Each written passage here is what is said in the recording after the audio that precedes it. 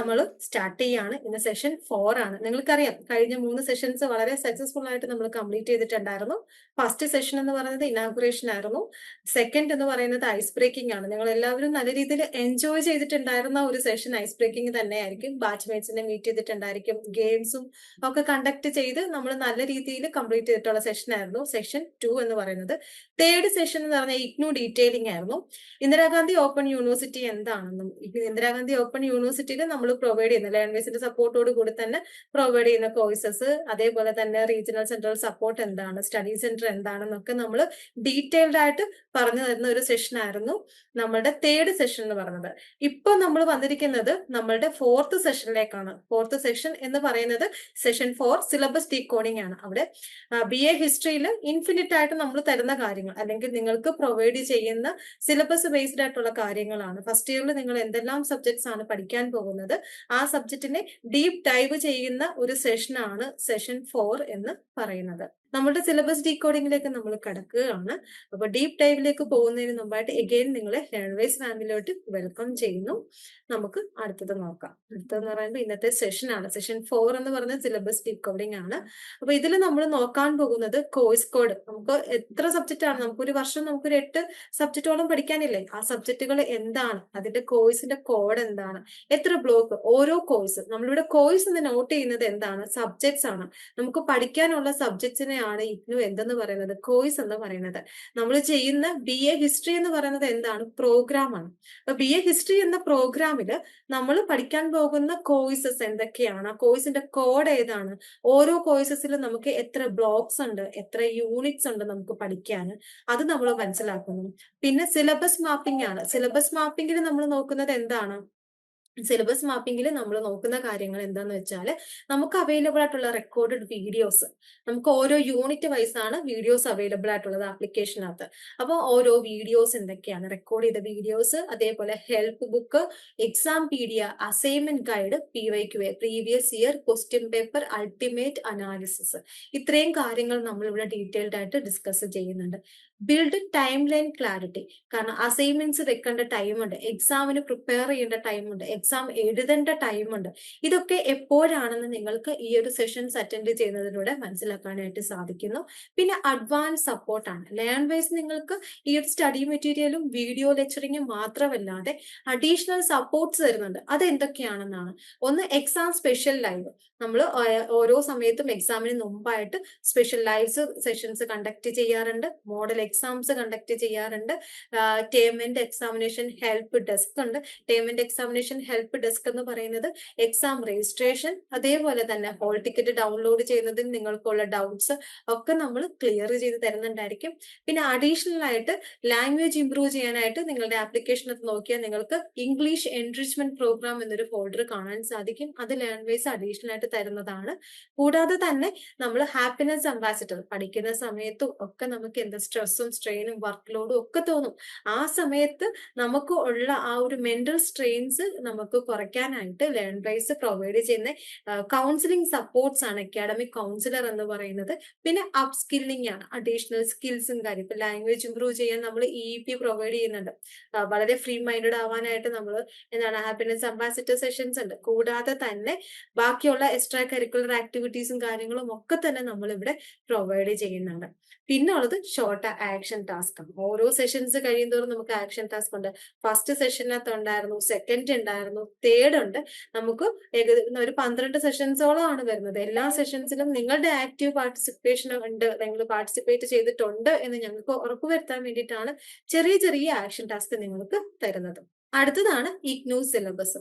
നമുക്കൊരു 5 ലെയർ ആയിട്ടാണ് നമ്മൾ ഇഗ്നു സിലബസിനെ കണ്ടിരിക്കുക, അല്ലെങ്കിൽ നമ്മൾ പ്രിപ്പയർ ചെയ്തിരിക്കുന്നത്. ഫസ്റ്റ് പ്രോഗ്രാം, ആദ്യമേ പറഞ്ഞു പ്രോഗ്രാം എന്ന് പറയുന്നത് BA ഹിസ്റ്ററി ആണ്. അത് നമ്മൾ ഇയർലി ആണ്, നമ്മളുടെ പ്രോഗ്രാം ഇയർലി കോഴ്സസ് ആണ്. ചില കോഴ്സസ് ഒക്കെ സെമസ്റ്റർ ഉണ്ട്, പക്ഷെ നമ്മളുടെ പ്രോഗ്രാം എന്ന് പറയുന്നത് ഇയർലി കോഴ്സ് ആണ്. പിന്നെ കോഴ്സസ് ആണ്, പഠിക്കാനുള്ള സബ്ജക്ട്സ് ആണ്. കോഴ്സിന്റെ കോഡ്, ടൈറ്റിൽ, ക്രെഡിറ്റ്. നിങ്ങൾക്ക് ഡൗട്ട് തോന്നാം ക്രെഡിറ്റ് എന്താണെന്നുള്ളത്. ക്രെഡിറ്റ് എന്ന് പറയുന്നത് how much time we need to devote for studying a subject. ഒരു സബ്ജക്ട് പഠിക്കാൻ നമ്മൾ ചെലവഴിക്കേണ്ട സമയത്തിനെയാണ് നമ്മൾ ക്രെഡിറ്റ് എന്ന് പറയുന്നത്. ഒരു ക്രെഡിറ്റ് എന്ന് പറയുന്നത് 30 മണിക്കൂർ എന്നാണ്. 1 ക്രെഡിറ്റ് എന്ന് പറയുന്നത് 30 അവേഴ്സ് എന്നാണ് പറയുന്നത്. അപ്പോൾ ഓരോ സബ്ജക്റ്റും 4 ക്രെഡിറ്റ്, 6 ക്രെഡിറ്റ്, 8 ക്രെഡിറ്റ്, 8 അങ്ങനെ വരാറില്ല, 4, 6 ഒക്കെയാണ് വരുന്നത്. അപ്പൊ അത്രയും, അപ്പൊ എത്ര ക്രെഡിറ്റ് ആണോ അതേ ഇൻറ്റു 30 എത്രയാണോ കിട്ടുന്നത്. ഇപ്പൊ 8 ആണെങ്കിലും നമ്മൾക്ക് എത്രയാ വരുന്നത്, 240ഓളം വരും. അപ്പൊ 240 മണിക്കൂർ വേണം ആ ഒരു സബ്ജക്ട് പഠിക്കാനായിട്ട്. അല്ലെങ്കിൽ 4 ആണെങ്കിൽ 120 ആണ് വരുന്നത്. അപ്പൊ അത്രയും സമയം, അത്രയും മണിക്കൂർ നമ്മൾ ആ ഒരു സബ്ജക്ട് പഠിക്കാനായിട്ട് ചെലവഴിക്കണം. അതാണ് ക്രെഡിറ്റ് എന്ന് പറയുന്നത്. ക്രെഡിറ്റ് എപ്പോഴും കോർ പേപ്പറിനായിരിക്കും കൂടുതൽ വരുന്നുണ്ടാവുക. കാരണം നമുക്ക് എന്താണ് ഏറ്റവും ഇമ്പോർട്ടന്റ്, ക്രെഡിറ്റ് കൂടുതലാണെങ്കിൽ ആ സബ്ജക്ട് ആ ഒരു പ്രോഗ്രാമിൽ അത്രയും ഇമ്പോർട്ടന്റ് ആണെന്നാണ് പറയുന്നത്. അപ്പൊ ക്രെഡിറ്റ് വൈസ് നമ്മൾ പറയുന്നത് അങ്ങനെയാണ്. അപ്പം ഓരോ കോഴ്സസിന്റെ കോഡ്, അതിന്റെ ടൈറ്റിൽ എന്ന് പറഞ്ഞാൽ അതിന്റെ പേര്, കൂടാതെ തന്നെ അതിന്റെ ക്രെഡിറ്റ് എത്രയാണെന്ന് നമ്മളിവിടെ പറയുന്നുണ്ട്. പിന്നെ ബ്ലോക്ക് ഇല്ലേ, ഒരു സബ്ജക്റ്റിനെ പല ബ്ലോക്ക് ആയിട്ട് ഡിവൈഡ് ചെയ്യുന്നു. ബ്ലോക്ക് 1, 2, 3, അതേപോലെ നമുക്ക് 6 ബ്ലോക്ക് വരെ വരുന്ന സബ്ജക്ട് നിങ്ങൾക്ക് ഹിസ്റ്ററിയിൽ പഠിക്കാനുണ്ട്. അപ്പം ആ ഓരോ ബ്ലോക്സ് ഏതാണെന്നും അതിനകത്ത് വരുന്ന എഗെയിൻ കോഡ്, ടൈറ്റിൽ, ക്രെഡിറ്റ്സ് നമ്മൾ പറയുന്നു. പിന്നെ യൂണിറ്റ് വൈസ്, ലാംഗ്വേജിന്റെ ആപ്ലിക്കേഷനകത്ത് റെക്കോർഡഡ് വീഡിയോസ് നമുക്ക് യൂണിറ്റ് വൈസ് ആണ് അവൈലബിൾ ആയിട്ടുള്ളത്. അപ്പൊ യൂണിറ്റ് വൈസ് എന്തെല്ലാമാണ് അവൈലബിൾ ആയിട്ടുള്ളത്. പിന്നെ അസസ്മെന്റ്സ് ആണ്. നമ്മളുടെ അസസ്മെന്റ്സ് എങ്ങനെയാണ് വരുന്നത്, ടേമിന്റെ എക്സാമിനേഷന്റെയും അസൈൻമെന്റ്സിന്റെയും ബേസ് ചെയ്തിട്ടാണ് നമ്മൾ പറഞ്ഞത്. പിന്നെ ലാസ്റ്റ് പറയുന്നത് എക്സാക്ട് ടൂളിനകത്ത് പ്രോഗ്രാം ഗൈഡും കാര്യങ്ങളും. ഇത്രയും കാര്യങ്ങളാണ് നമ്മൾ ബേസിക് ആയിട്ട് ഡിസ്കസ് ചെയ്യാനായിട്ട് പോകുന്നത്. പിന്നെ അടുത്ത കാര്യങ്ങൾ, ഇപ്പൊ നമ്മൾ അടുത്തതായിട്ട് നോക്കാൻ പോകുന്നത് എന്താന്ന് വെച്ചാൽ ഫസ്റ്റ് ഇയറിൽ നമ്മൾ പഠിക്കാൻ പോകുന്ന സബ്ജക്റ്റുകൾ ഏതൊക്കെയാണെന്നാണ്. ഫസ്റ്റ് ഇയറിൽ നമുക്ക് 8 സബ്ജക്ട്സ് പഠിക്കാനുണ്ട്. ആ 8 സബ്ജക്ട്സിൽ 4 കോർ പേപ്പറും 4 ഇലക്ടീവ്സും ആണ് നമുക്ക് വരുന്നത്. അപ്പൊ അത് ഏതൊക്കെയാണെന്ന് നിങ്ങളുടെ ഹിസ്റ്ററിയിലെ മെൻറ്ററായിട്ടുള്ള അമീന മാം ഡിസ്കസ് ചെയ്യുന്നുണ്ടായിരിക്കും. അപ്പൊ ആ ഒരു നിങ്ങളുടെ ഫസ്റ്റ് ഇയറിലെ സബ്ജക്ട് ബേസ്ഡ് കാര്യങ്ങൾ ഡീറ്റെയിൽ ചെയ്യാനായിട്ട് ഞാൻ ഹിസ്റ്ററിയിലെ മെൻറ്ററായിട്ടുള്ള അമീന മാമിനെ ഇൻവൈറ്റ് ചെയ്യുന്നു. Over to you ma'am. First ഇയറിലും ഏതൊക്കെ സബ്ജക്റ്റ് ആണ് മെയിൻ ആയിട്ട് വരുന്നത് എന്നൊക്കെയാണ് നമ്മൾ ഡിസ്കസ് ചെയ്യുന്നത്. അപ്പൊ വാണി മാം ഡീറ്റെയിൽ ആയിട്ട് അത് പറഞ്ഞു. അപ്പൊ ഞാൻ നിങ്ങൾക്ക് പറഞ്ഞു തരാം ഏതൊക്കെയാണ് സിലബസ് വരുന്നത് എന്നുള്ളത്. സിലബസ് മാപ്പിംഗ് ആണ് നമ്മൾ പ്രധാനമായിട്ട് ഇന്ന് ഉദ്ദേശിക്കുന്നത്. BA ഹിസ്റ്ററി ഫസ്റ്റ് ഇയറിൽ നമ്മളുടെ കോഴ്സിന്റെ കോഡ് വരുന്നത് BAHIH. അതാണ് നമ്മളുടെ കോഴ്സിന്റെ കോഡ് വരുന്നത്. BHIC 101 history of India first. ഇതാണ് കോർ കോഴ്സസിൽ വരുന്ന ആദ്യത്തെ course. BHIC 102 social formations and cultural patterns of the ancient world. BHIC 103 history of India second. BHIC 104 social formations and cultural patterns of medieval India. ഈ 4 courses ആണ് നമ്മുടെ core courses. Core courses എന്ന് പറഞ്ഞാൽ compulsory courses ആണ് നമുക്ക് വരുന്നത്. ഈ 4 compulsory courses ആണ് ഫസ്റ്റ് ഇയറിൽ വരുന്നത്. പിന്നെ വരുന്നത് ഇലക്റ്റീവ് കോഴ്സസ് ആണ്. അത് നമുക്ക് സെലക്ട് ചെയ്യാവുന്നതാണ്. അത് വരുന്നത് BE-VAE 181 എൻവയോൺമെന്റൽ studies, BE-GAE 182 English communication skill, BPA G17 disaster management, BSOG 171 Indian society images and realities. ഇത്രയും കോഴ്സസ് ആണ് നമുക്ക് ഫുള്ളി അവൈലബിൾ ആയിട്ടുള്ളൂ. അതായത് വീഡിയോ ക്ലാസ്സും മെറ്റീരിയൽ ക്ലാസ്സസും ഉൾപ്പെടെ നമുക്ക് ഫുള്ളി അവൈലബിൾ ആയിട്ടുള്ള ഇലക്റ്റീവ്സ്. ഇനി വരുന്നത് BEGG 171 media and communication skill, BPY G17 applied ethics, BJDJ 172 gender sensitisation society and culture, BPAG 172 governance issues and challenges, BEGG 172 language and linguistics, BPYG 172 philosophy of religion, BABG 171 understanding BR Ambedkar, ONR 003 water harvesting, conservation and utilization, BPCG 171 general psychology, BPCG 172 youth, gender and identity, BHIC 105 ഇത് history second ഇയറിന്റെ ആണ് വരുന്നത്. First ഇയറിന്റെ ആണ് നമ്മൾ നേരത്തെ പറഞ്ഞത്, ഇലക്ടീവ്സും core കോഴ്സസും. ഇനി വരുന്നത് BA history second ഇയറിലെ courses ആണ് പറയുന്നത്. BHIC 105 history of India third ആണ്.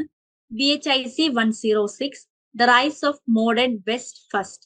BHIC 107 history of India fourth. BHIC 108 rise of the modern west second. BHIC 109 history of India fifth. BHIC 110 history of India. ഇത്രയുമാണ് നമ്മുടെ second ഇയറിലെ core courses ആയിട്ട് നമ്മൾ വരുന്നത്. ഇനി ഇലക്ടീവ്സ് വരുന്നത് BCOS 183 Computer Application in Business. BPCS 183 Emotional Intelligence. BPA G173 E-Governance. BPCJ 173 Psychology for Health and Well-Being. BEGG 173 Academic Writing and Composition. BPA G174 Sustainable Development. BPCS 184 School Psychology. BPCS 186 Managing Stress. BPS 184 Logistic Management. BEGS 183 Writing and Study Skills. ഇപ്പൊ second ഇയറിലോട്ട് വരുമ്പോൾ ഇലക്ടീവ്സ് ഉൾപ്പെടെ core courses ഉൾപ്പെടെ നമുക്ക് fully available ആണ്. BANS 183 Tourism and Anthropology.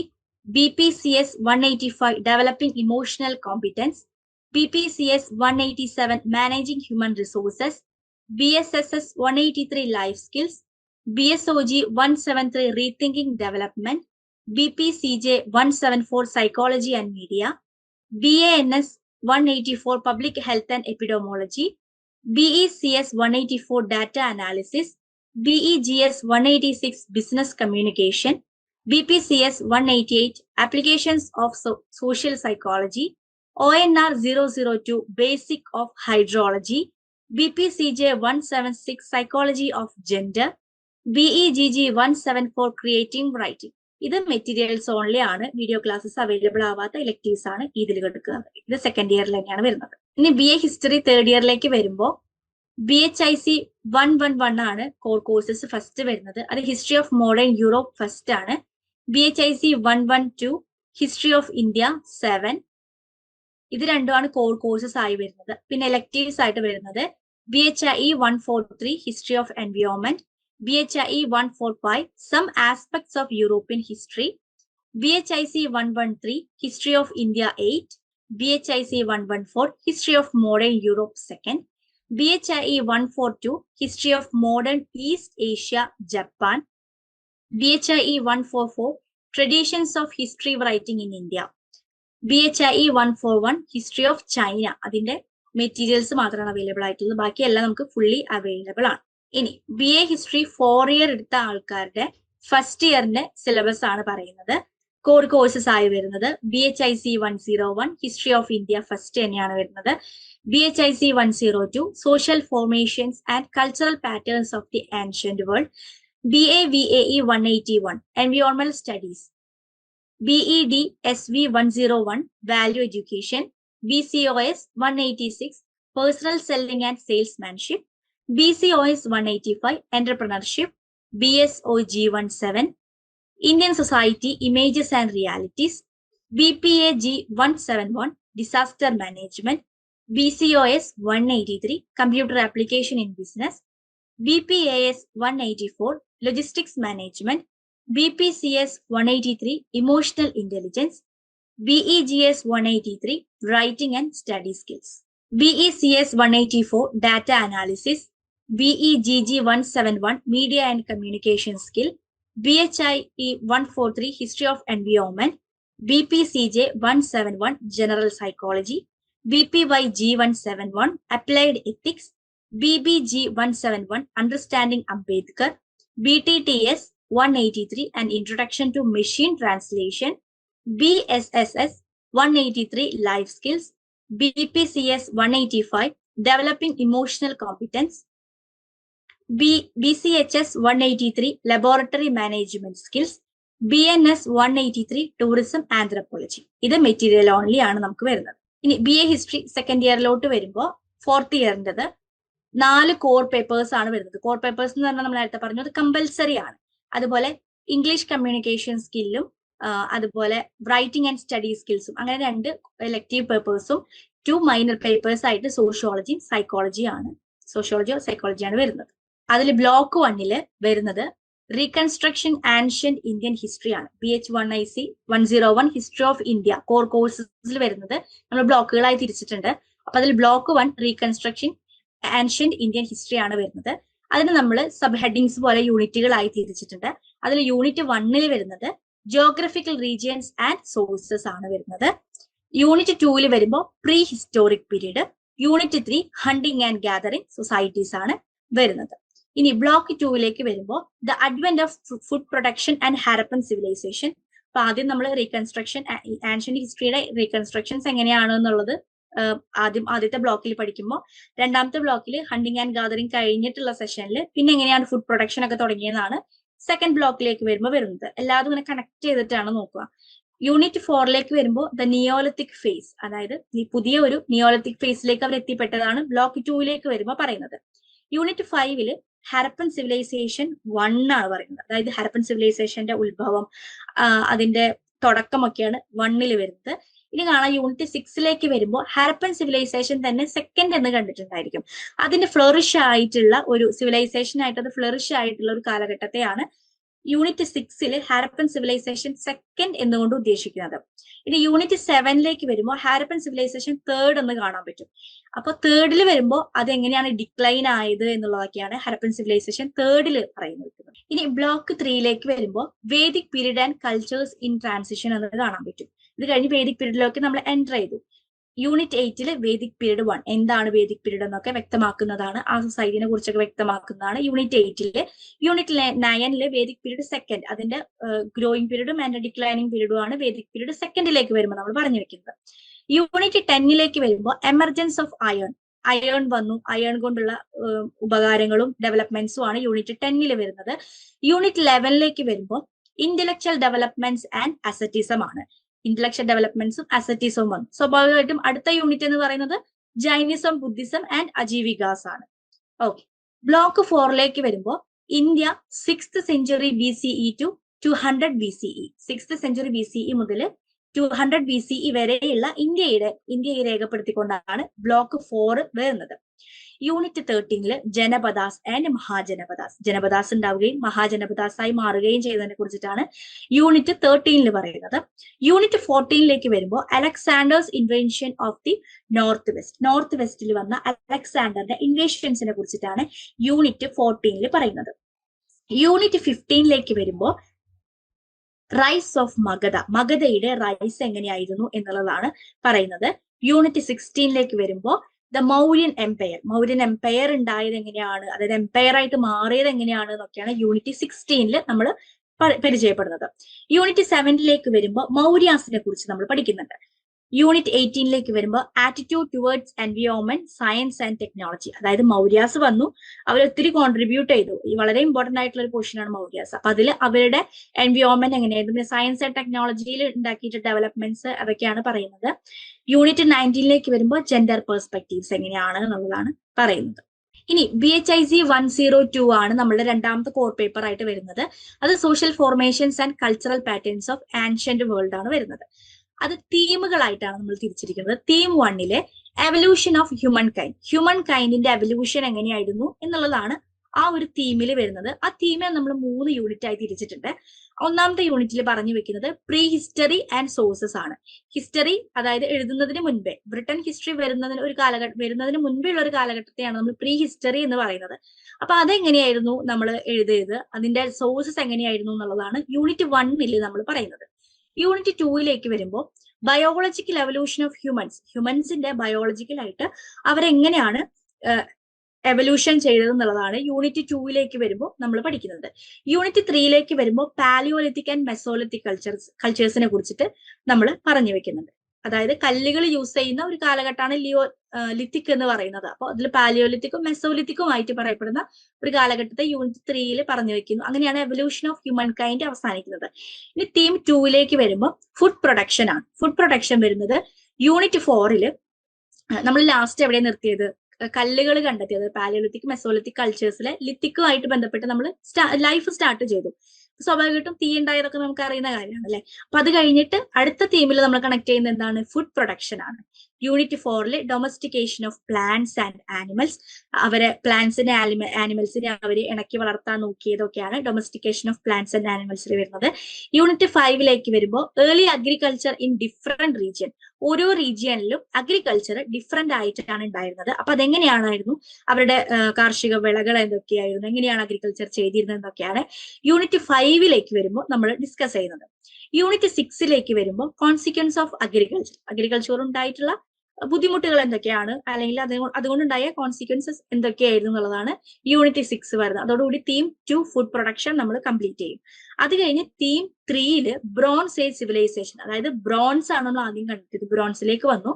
Unit 7 വരുമ്പോൾ bronze age civilisation main features, bronze age civilisation വരികയും ആ bronze age സിവിലൈസേഷനിൽ ഉണ്ടായിട്ടുള്ള മാറ്റങ്ങൾ, അവയുടെ മെയിൻ ഫീച്ചേഴ്സ് എന്തൊക്കെയായിരുന്നു എന്നുള്ളതാണ് യൂണിറ്റ് 7 നമ്മൾ പഠിക്കുന്നത്. ഇനി യൂണിറ്റ് 8 വരുമ്പോൾ ഈജിപ്ഷ്യൻ സിവിലൈസേഷനെ കുറിച്ചിട്ടാണ് നമ്മൾ പഠിക്കുന്നത്. യൂണിറ്റ് 9 വരുമ്പോൾ ഷാങ് സിവിലൈസേഷൻസ് ഇൻ ചൈന, അതായത് ഇതൊക്കെ നമ്മുടെ സിവിലൈസേഷന്റെ കണ്ടംപററി ആയിട്ട് വരുന്ന, അതായത് ഒരേ കാലഘട്ടത്തിൽ വരുന്ന സിവിലൈസേഷൻസ് ആണ്.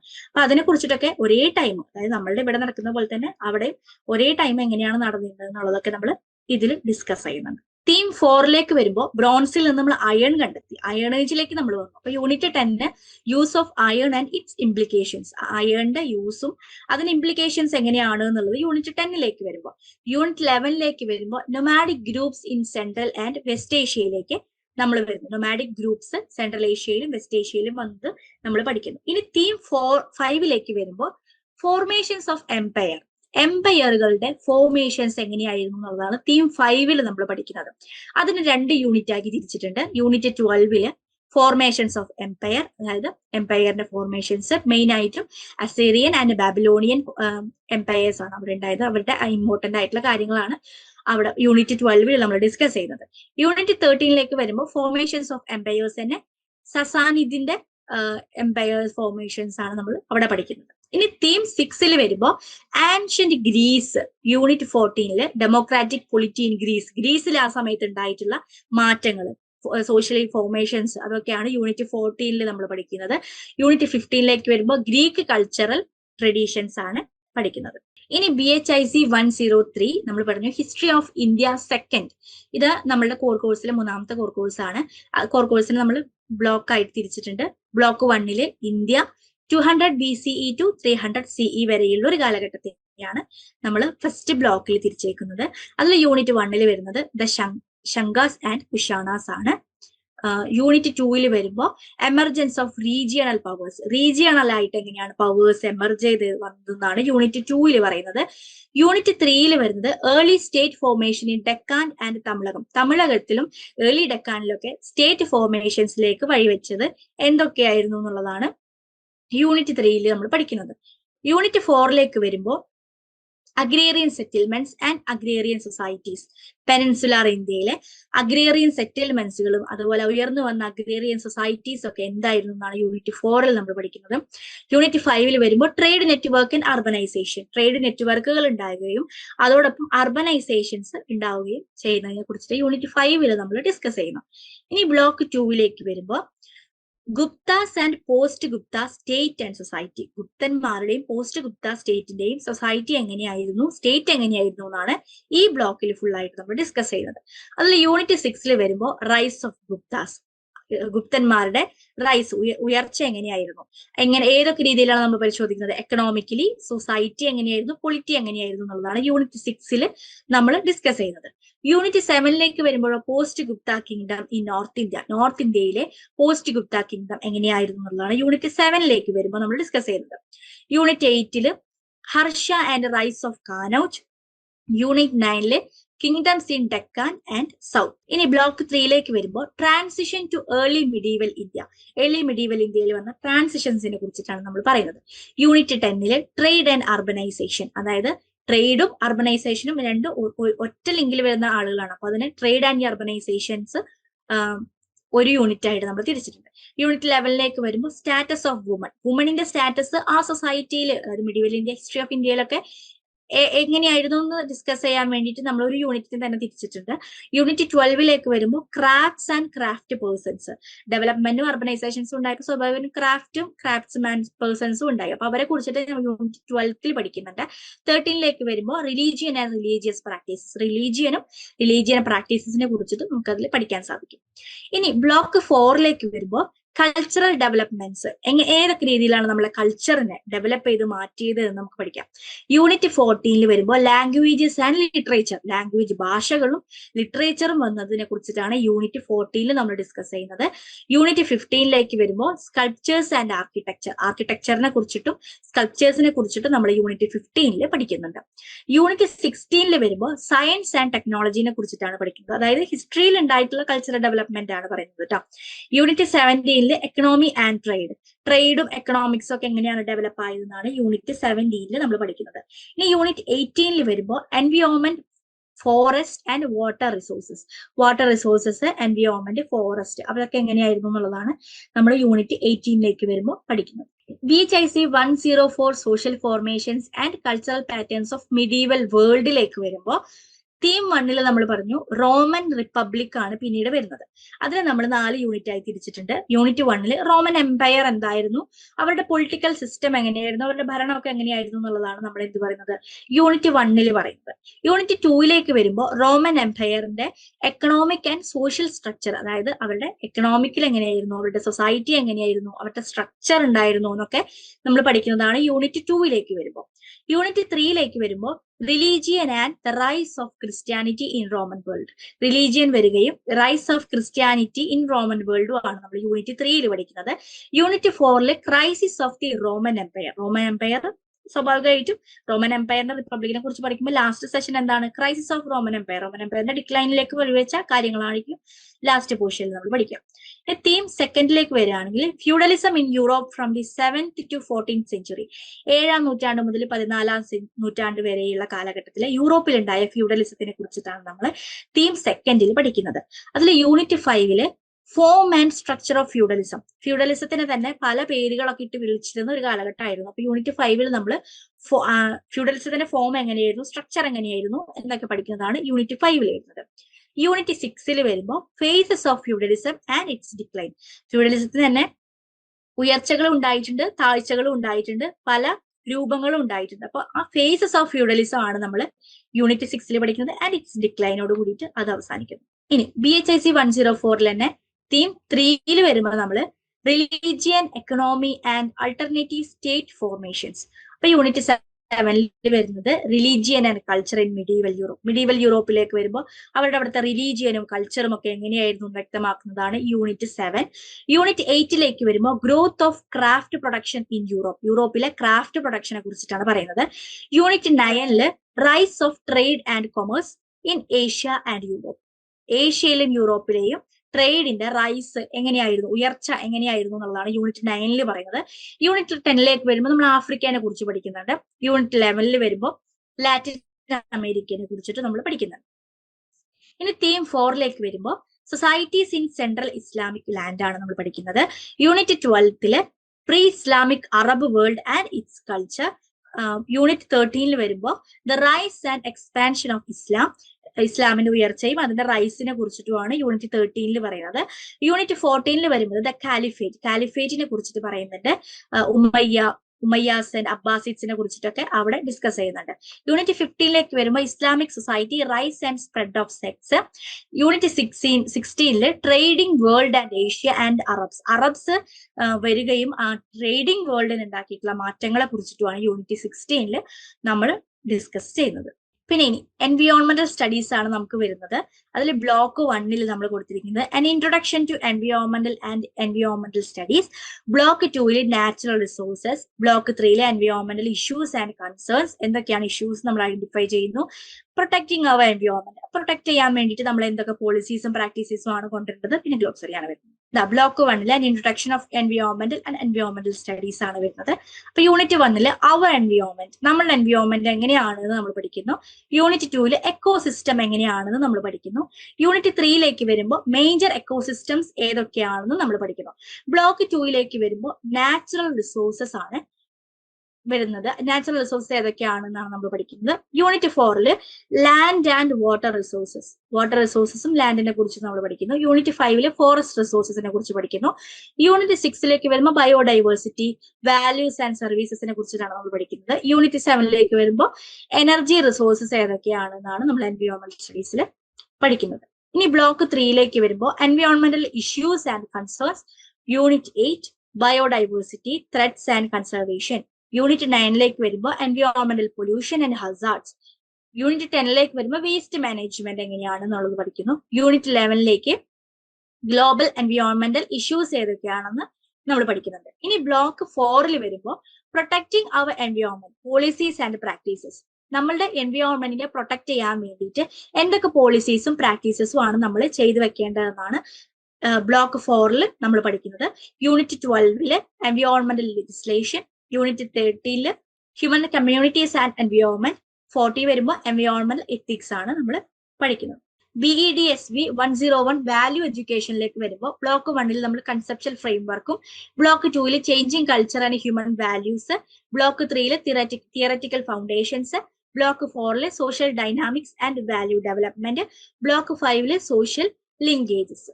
കൺസെപ്ച്വൽ ആൻഡ് ഫ്രെയിംവർക്കിൽ നമുക്ക് വരുന്നത് unit 1 social malaise and need for value education, unit 2 concept of morality and moral education, unit 3 dimensions of morality, unit 4 pillars of democracy, living in peace and harmony ആണ് unit 4 വരുന്നത്. Block 2 വരുമ്പോൾ changing culture and human വാല്യൂസിൽ unit 1 ആയിട്ട് വരുന്നത് Indian culture and human values ആണ്. Unit 2 values enshrined in Indian philosophy. Indian philosophy ഏതൊക്കെ രീതിയിലാണ് നമ്മുടെ ഈ മോറൽ വാല്യൂസിനെ ഉയർത്തിപ്പിടിക്കാൻ സഹായിച്ചതെന്നൊക്കെയാണ് അതിൽ പറയുന്നത്. യൂണിറ്റ് 3 വരുമ്പോൾ cultural pluralism in Indian society. Unit 4 values for sustainable development. Sustainable ഡെവലപ്മെന്റിന് വേണ്ടിയിട്ടുള്ള വാല്യൂസ് എന്തൊക്കെയാണെന്നാണ് പറയുന്നത്. ഇനി ബ്ലോക്ക് 3 വരുമ്പോൾ തിയററ്റിക്കൽ ഫൗണ്ടേഷൻസ് ആണ്. അപ്പൊ unit 1 theories and witness. Theories ആണ് നമ്മൾ പഠിക്കുന്നത്. Unit 2 theories of conduct theories ആണ് പഠിക്കുന്നത്. Unit 3 reason of emotions in human conduct.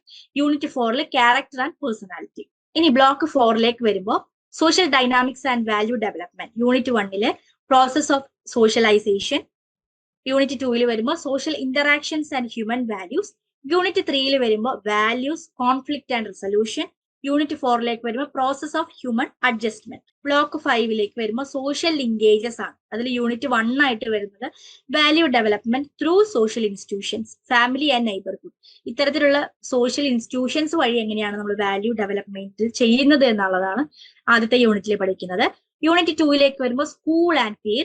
Unit 3 വരുമ്പോൾ റോൾ ഓഫ് പാരന്റ്സ്. യൂണിറ്റ് 4 വരുമ്പോൾ influence of media on value development. Okay, അപ്പൊ ഇത്രയാണ് നമ്മുടെ സിലബസ് വരുന്നത്. അപ്പൊ നിങ്ങൾക്ക് എല്ലാം മനസ്സിലായി എന്ന് വിശ്വസിക്കുന്നു. അപ്പൊ പ്രോഗ്രാം കോംപ്ലീഷൻസിന് വേണ്ടിയിട്ട് വാണി മാമിനെ വിളിക്കാം. നമ്മള് ഇത്രയും നേരം സിലബസിനെ ഡീപ്പായിട്ട് പറഞ്ഞു പോയിട്ടുണ്ടായിരിക്കും. അപ്പൊ നിങ്ങളൊക്കെ അത്യാവശ്യം ഒന്ന് പേടിച്ചിരിക്കും ഇത്രയധികം സബ്ജക്ട്സ് പഠിക്കാനുണ്ടോ എന്നുള്ളത്. അത് ഓരോ പേപ്പറും എന്താണെന്നും അതിന്റെ ഓരോ സബ്ജക്റ്റിന്റെ കോഡും എത്ര ചാപ്റ്റേഴ്സ് ഇതിൽ പഠിക്കാനുണ്ട് എന്ന് ഡീറ്റെയിൽഡ് ആയിട്ട് പറയുന്നത് കൊണ്ട് നിങ്ങൾക്ക് തോന്നുന്ന ഡൗട്ടാണ്. അത് അത്ര കണ്ട് പേടിക്കാനൊന്നുമില്ല, വളരെ സിമ്പിൾ ആണ്. നിങ്ങൾ പോലും അറിയാതെ നിങ്ങൾ അത് പഠിച്ചു പോകും. കാരണം 1 വർഷം സമയമുണ്ട്. 8 പേപ്പർ പഠിക്കാൻ 1 വർഷം സമയമുണ്ട്. നമ്മളപ്പം ഡിവൈഡ് ചെയ്താണ് നിങ്ങളെ പഠിപ്പിക്കുന്നത്. സെമസ്റ്റർ ബേസ് പോലെയാണ് പഠിപ്പിച്ചു പോകുന്നത്. 6 മാസം 4 സബ്ജക്ട്, അടുത്ത് കഴിഞ്ഞിട്ട് ഒരു 6 മാസം അടുത്ത സബ്ജക്ട്, അങ്ങനെയാണ് നമ്മൾ പഠിപ്പിച്ചു തരുന്നത്. അപ്പൊ അതുകൊണ്ട് തന്നെ നിങ്ങൾ പോലും അറിയാതെ നിങ്ങളത് പഠിച്ചോളൂ. അപ്പൊ ഈ സബ്ജക്റ്റിന്റെ ഇത്രയും കാര്യങ്ങൾ പറഞ്ഞത് കേട്ട് പേടിക്കേണ്ട യാതൊരു കാര്യമില്ല. പിന്നെ നെക്സ്റ്റ് നമ്മൾ നോക്കാൻ പോകുന്നത് പ്രോഗ്രാം കംപ്ലീഷൻ ആണ്. പ്രോഗ്രാം കംപ്ലീഷനകത്ത് നമുക്കറിയാം ഗ്രാജുവേഷൻ നമ്മുടെ അസസ്മെന്റ് വരുന്നത് അസൈൻമെന്റ്സിന്റെയും ടേം എൻഡ് എക്സാമിനേഷൻ, വർഷാവസാനത്തിൽ വരുന്ന പരീക്ഷയുടെയും അതേപോലെ അസൈൻമെന്റ്സിന്റെയും ബേസ് ചെയ്തിട്ടാണ് നമുക്ക് മാർക്ക് ഫിക്സ് ചെയ്യുന്നുണ്ടാവുക. അപ്പൊ ഫസ്റ്റ് നമ്മൾ നോക്കാൻ പോകുന്നത് അസൈൻമെന്റ്സിന്റെ കാര്യങ്ങളാണ്. അസൈൻമെന്റിന്റെ കാര്യങ്ങൾ പറയുമ്പോൾ നമുക്കത് ഡിസ്ക്രിപ്റ്റീവ് ആണ് അസൈൻമെന്റ്സ് വരുന്നത്. നമുക്ക് എത്ര സബ്ജക്ട്സ് പഠിക്കാനുണ്ടോ അത്രയും അസൈൻമെന്റ്സ് ഉണ്ട് നമുക്ക്. അപ്പൊ അസൈൻമെന്റ്സ് നമ്മൾ കൈകൊണ്ട് എഴുതി സബ്മിറ്റ് ചെയ്യേണ്ടതാണ്. അസൈൻമെന്റിന്റെ ക്വസ്റ്റ്യൻസ് എല്ലാം നമുക്ക് യൂണിവേഴ്സിറ്റി തരുന്നുണ്ടാവും. അത് ഷോർട്ട് എസ്സേസും അതേപോലെ തന്നെ ലോങ് എസ്സേസും ആണ് അതിൽ വരുന്നത്. അപ്പൊ നമുക്ക് അസൈൻമെന്റ് ഹാൻഡ് റിട്ടൺ ആയിട്ട് എഴുതി സ്റ്റഡി സെന്ററിലാണ് നമ്മൾ സബ്മിറ്റ് ചെയ്യേണ്ടത്. സ്റ്റഡി സെന്ററിൽ അസൈൻമെന്റ് സബ്മിറ്റ് ചെയ്യുന്നതിന് മുമ്പായിട്ട് തന്നെ അതിന്റെ ഒരു ഡ്യൂപ്ലിക്കേറ്റ് കോപ്പി നമ്മൾ കയ്യിലെടുത്ത് വെക്കുക. നമ്മളുടെ ഒരു റെഫറൻസ് അല്ലെങ്കിൽ ഫ്യൂച്ചർ റെക്കോർഡിനായിട്ട് നമ്മളത് കയ്യിലെടുത്ത് സൂക്ഷിക്കുക. അപ്പൊ അസൈൻമെന്റ് ക്വസ്റ്റ്യൻസ് യൂണിവേഴ്സിറ്റി ഓരോ വർഷവും നമുക്ക് റീസെന്റ് ആയിട്ടുള്ളതൊക്കെ വരുന്നത്. നമ്മൾ എപ്പോഴും റീസെന്റ് ആയിട്ടുള്ള അസൈൻമെന്റ്സ് എഴുതുകയാണ് ചെയ്യേണ്ടത് കേട്ടോ. അസൈൻമെന്റ് നമ്മൾ എഴുതി നമ്മൾ സ്റ്റഡി സെന്ററിലാണ് സബ്മിറ്റ് ചെയ്യേണ്ടത്. വെക്കുന്നതിന് മുമ്പായിട്ട് അതിന്റെ ഒരു കോപ്പി കയ്യിൽ സൂക്ഷിക്കാനായിട്ട് ശ്രമിക്കുക. പിന്നീടുള്ളത് അസൈൻമെന്റ്സ് എപ്പോഴും നമുക്കിത് കറക്റ്റ് ചെയ്ത് തരുന്നത് കൗൺസിലേഴ്സ് ആണ്. ഇതെപ്പോഴും അക്കാഡമിക് നമ്മൾ കൗൺസിലേഴ്സ്, സ്റ്റഡി സെന്ററിലെ അക്കാഡമിക് കൗൺസിലേഴ്സ് ആയിരിക്കും അത് നമുക്ക് കറക്റ്റ് ചെയ്ത് തരുന്നുണ്ടാവുക. എന്നാണോ നമ്മൾ സബ്മിറ്റ് ചെയ്യുന്നത്, യൂണിവേഴ്സിറ്റി പറയുന്നത് എന്നാണോ നമ്മൾ അസൈൻമെന്റ്സ് സബ്മിറ്റ് ചെയ്യുന്നത് വിത്തിൻ 1 മന്തിനുള്ളിൽ അസൈൻമെന്റ് സബ്മിറ്റ് ചെയ്ത് 1 മാസത്തിനുള്ളിൽ നമുക്കത് കറക്റ്റ് ചെയ്ത് തരും. അങ്ങനെ തരുന്ന അസൈൻമെന്റ്സിനെയാണ് നമ്മൾ എന്തെന്ന് പറയുന്നത് TMA എന്ന് പറയും, ട്യൂട്ടർ മാർക്ക്ഡ് അസൈൻമെന്റ് എന്ന് പറയുന്നത്. അത് നമ്മൾക്ക് വിത്തിൻ 1 മന്ത് എന്ന് നമുക്ക് യൂണിവേഴ്സിറ്റി പറയുന്ന ഒരു റൂളാണ്. പക്ഷെ നമുക്ക് അങ്ങനെ 1 മാസത്തിനുള്ളിലൊന്നും അസൈൻമെന്റ് കറക്ഷൻസ് ഒന്നും ചെയ്ത് കിട്ടാറില്ല. അത് എപ്പോഴും കിട്ടുന്നത് ഒരു 45-50 ദിവസമൊക്കെ കഴിഞ്ഞിട്ടാണ് നമുക്ക് കിട്ടുന്നത്. ഏകദേശം ഒരു 2-3 മാസമൊക്കെ എടുക്കും. അത് അപ് ടു സ്റ്റഡി സെന്റേഴ്സിന്റെ ഇതനുസരിച്ചിട്ടാണ് അതിന്റെ കറക്ഷൻസും കാര്യങ്ങളും വരുന്നുണ്ടാവുക. പിന്നെ അസൈൻമെന്റ് പാസ് ആവാൻ വേണ്ട മിനിമം മാർക്ക് എന്ന് പറയുന്നത് 35% ആണ്. 100-ലാണ് മാക്സിമം മാർക്ക് എന്ന് പറയുന്നത് 100 ആണ്. 100-ൽ 35 അതിന് എബോവ് മുകളിലോ വാങ്ങിച്ചാൽ മാത്രമേ നമ്മൾ അസൈൻമെന്റ്സ് കംപ്ലീറ്റ് ആയി എന്ന് പറയും. അസൈൻമെന്റ്സ് ക്ലിയർ ചെയ്താൽ മാത്രമേ നമുക്ക് എന്ത് ചെയ്യാൻ പറ്റത്തുള്ളൂ, ടേമിന്റെ എക്സാമിനേഷൻ ക്ലിയർ ചെയ്യത്തുള്ളൂ. അസൈൻമെന്റ്സ് എപ്പോഴും നമ്മൾ ടേമിന്റെ എക്സാമിനേഷൻ എഴുതുന്നതിന് മുമ്പായിട്ട് സബ്മിറ്റ് ചെയ്യേണ്ടി വരും. നമുക്ക് എക്സാമിന് രജിസ്റ്റർ ചെയ്യേണ്ടത് ഒരു അസൈൻമെന്റ്സ് വെക്കുന്നതിന് മുമ്പായിട്ട് തന്നെ എക്സാമിന് രജിസ്റ്റർ ചെയ്യണം. പക്ഷേ അസൈൻമെന്റ്സ് വെച്ചാൽ മാത്രമേ നമുക്ക് എന്താണ് ടേമിന്റെ എക്സാമിനേഷൻ അപ്പിയർ ചെയ്യാനായിട്ട് സാധിക്കത്തുള്ളൂ. അങ്ങനെ എഴുതിയിട്ട് നമുക്ക് കാര്യമുള്ളൂ. പിന്നെ ഉള്ളത് if you are not passing the minimum grade ആയിട്ട് അല്ലെങ്കിൽ മിനിമം പെർസെന്റേജ് ആയിട്ടുള്ള 35% നിങ്ങൾ സ്കോർ ചെയ്യുന്നില്ല എങ്കിൽ you have to rewrite it again. Means next ഇയറിലേക്ക്. ഇപ്പൊ നമുക്ക് ഇയർലി കോഴ്സ് ആണല്ലോ, നമ്മളിപ്പം ജൂലൈ 25 എൻറോൾ ചെയ്തത് കൊണ്ട് നമ്മൾ അസൈൻമെന്റ് വെക്കേണ്ട ലാസ്റ്റ് ഡേറ്റ് എന്ന് പറഞ്ഞത് ഏപ്രിലാണ്. ഏപ്രിൽ 30-നാണ് അസൈൻമെന്റ് വെക്കേണ്ട ലാസ്റ്റ് ഡേറ്റ്. ഏപ്രിൽ 30-ന് നമ്മൾ അസൈൻമെന്റ് വെച്ചു അല്ലെങ്കിൽ വെച്ചില്ല എങ്കിൽ നമുക്ക്, അല്ലെങ്കിൽ യൂണിവേഴ്സിറ്റി തരുന്ന ടൈം പീരീഡിനുള്ളിൽ നമ്മൾ അസൈൻമെന്റ്സ് വെച്ചിട്ടില്ല എങ്കിൽ നെക്സ്റ്റ് ഇയറിലാണ് അല്ലെങ്കിൽ അടുത്ത അസൈൻമെന്റ് എപ്പോഴാണോ നമ്മൾ വെക്കേണ്ടത്, അടുത്തത് നമുക്ക് വരുന്നത് ഡിസംബറിലേക്കാണ്. അപ്പൊ ഡിസംബറിലേക്ക് നമുക്ക് ഫ്രഷ് ആയിട്ട് വരുന്ന അസൈൻമെന്റ് ക്വസ്റ്റ്യൻസ് എടുത്ത് നമ്മൾ എഴുതേണ്ടി വരും. അപ്പൊ നമ്മൾ മിനിമം മാർക്ക് വേണ്ടത് 35% ആണ്. അസൈൻമെന്റ്സ് എപ്പോഴും എന്താണ്, ഡിസ്ക്രിപ്റ്റീവ് ആണ്. ഹാൻഡ് റിട്ടൺ ആയിട്ട് എഴുതി സ്റ്റഡി സെന്ററിൽ സബ്മിറ്റ് ചെയ്യേണ്ടതാണ്. അസൈൻമെന്റിന് അതിൻ്റെതായ ഒരു ഫോർമാറ്റ് ഉണ്ട്. അത് നിങ്ങളുടെ കൺസേൺഡ് മെന്റർ അല്ലെങ്കിൽ നിങ്ങളുടെ LSC, നമ്മളുടെ എന്താണ് ലേണിംഗ് സക്സസ് എക്സിക്യൂട്ടീവ് നിങ്ങൾക്ക് ഷെയർ ചെയ്ത് തരുന്നതായിരിക്കും. ആ ഒരു ഫോർമാറ്റിൽ വേണം നമ്മൾ അസൈൻമെന്റ് സബ്മിറ്റ് ചെയ്യാനായിട്ട്. അല്ലാതെ നമുക്ക് ഇഷ്ടമുള്ള പോലെ അസൈൻമെന്റ്സ് എഴുതി വെക്കാനായിട്ട് സാധിക്കത്തില്ല. യൂണിവേഴ്സിറ്റി ഒരു ഫോർമാറ്റ് പറയുന്നുണ്ട്. യൂണിവേഴ്സിറ്റി അതീതമായിട്ട് തന്നെ നമ്മൾ യൂണിവേഴ്സിറ്റിയുടെ ജനറൽ റൂൾ ആയിരിക്കും നിങ്ങൾക്ക് പറഞ്ഞു തരുന്നുണ്ടാവും. പക്ഷെ നിങ്ങളുടെ സ്റ്റഡി സെന്റർ എന്താണോ പറയുന്നത് you have to follow it. ആ രീതിയിൽ വേണം നിങ്ങൾ അസൈൻമെന്റ് വെക്കാനായിട്ട്. നിങ്ങളുടെ മാർക്ക് നിശ്ചയിക്കുന്നത് നിങ്ങളുടെ സ്റ്റഡി സെന്റേഴ്സ് ആണ്. സ്റ്റഡി സെന്റേഴ്സ് എന്തെങ്കിലും ഒരു സ്പെസിഫിക് റൂൾസ് അവിടെ ഫോളോ ചെയ്യാൻ പറയുന്നുണ്ട് എങ്കിൽ അത് നിങ്ങൾ ഫോളോ ചെയ്യുക. ഓക്കെ, അടുത്തതായിട്ട് നമ്മൾ നോക്കുന്നത് അസൈൻമെന്റ്സിന്റെ കാര്യങ്ങൾ ക്ലിയർ ആയെന്ന് വിചാരിക്കുന്നു. അടുത്തത് നമ്മൾ എന്താണ് ടേം ആൻഡ് എക്സാമിനേഷന്റെ കാര്യങ്ങളാണ് നോക്കുന്നത്. ടേം ആൻഡ് എക്സാമിനേഷൻ എന്ന് പറയുന്നത് വർഷാവസാനത്തിലാണ് നമുക്ക് എക്സാംസ് വരുന്നുണ്ടാവുക. ജൂലൈയിൽ എൻറോൾ ചെയ്തത് കൊണ്ട് നമ്മളുടെ ഫസ്റ്റ് ഇയറിന്റെ എക്സാം വരുന്നത് എന്നാണ്, അടുത്ത 2026 ജൂണിലായിരിക്കും ഫസ്റ്റ് ഇയറിന്റെ എക്സാംസ് നമുക്ക് വരുന്നുണ്ടാവുക. ജൂണിൽ ഫസ്റ്റ് ഇയറിന്റെ എക്സാം വരുമ്പോൾ നമ്മളത് രജിസ്റ്റർ ചെയ്യേണ്ടത് എപ്പോഴാണ്, മാർച്ചിലാണ് എക്സാമിന് രജിസ്റ്റർ ചെയ്യേണ്ടത്.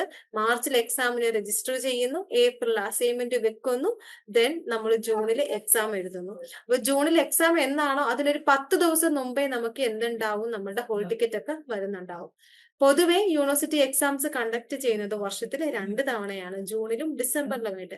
ഇൻ കേസ് ജൂൺ 26-ന് 2026 ജൂണിൽ നിങ്ങൾക്ക് എക്സാം എഴുതാൻ സാധിക്കുന്നില്ല എങ്കിൽ നിങ്ങൾക്ക് നെക്സ്റ്റ് ഓപ്ഷൻ എന്ന് പറയുന്നത് 2026 ഡിസംബറിലാണ് എക്സാം എഴുതാൻ സാധിക്കുക. അപ്പൊ വർഷത്തിൽ 2 തവണയാണ് യൂണിവേഴ്സിറ്റി എക്സാംസ് കണ്ടക്ട് ചെയ്യുന്നുണ്ടാവുക, ജൂണിലും ഡിസംബറിലുമായിട്ട്. അപ്പൊ ജൂണിൽ എഴുതാൻ പറ്റിയില്ല എന്നുണ്ടെങ്കിൽ നിങ്ങൾക്ക് ഡിസംബറിലാണെങ്കിൽ നിങ്ങൾക്ക് എക്സാം എഴുതാം.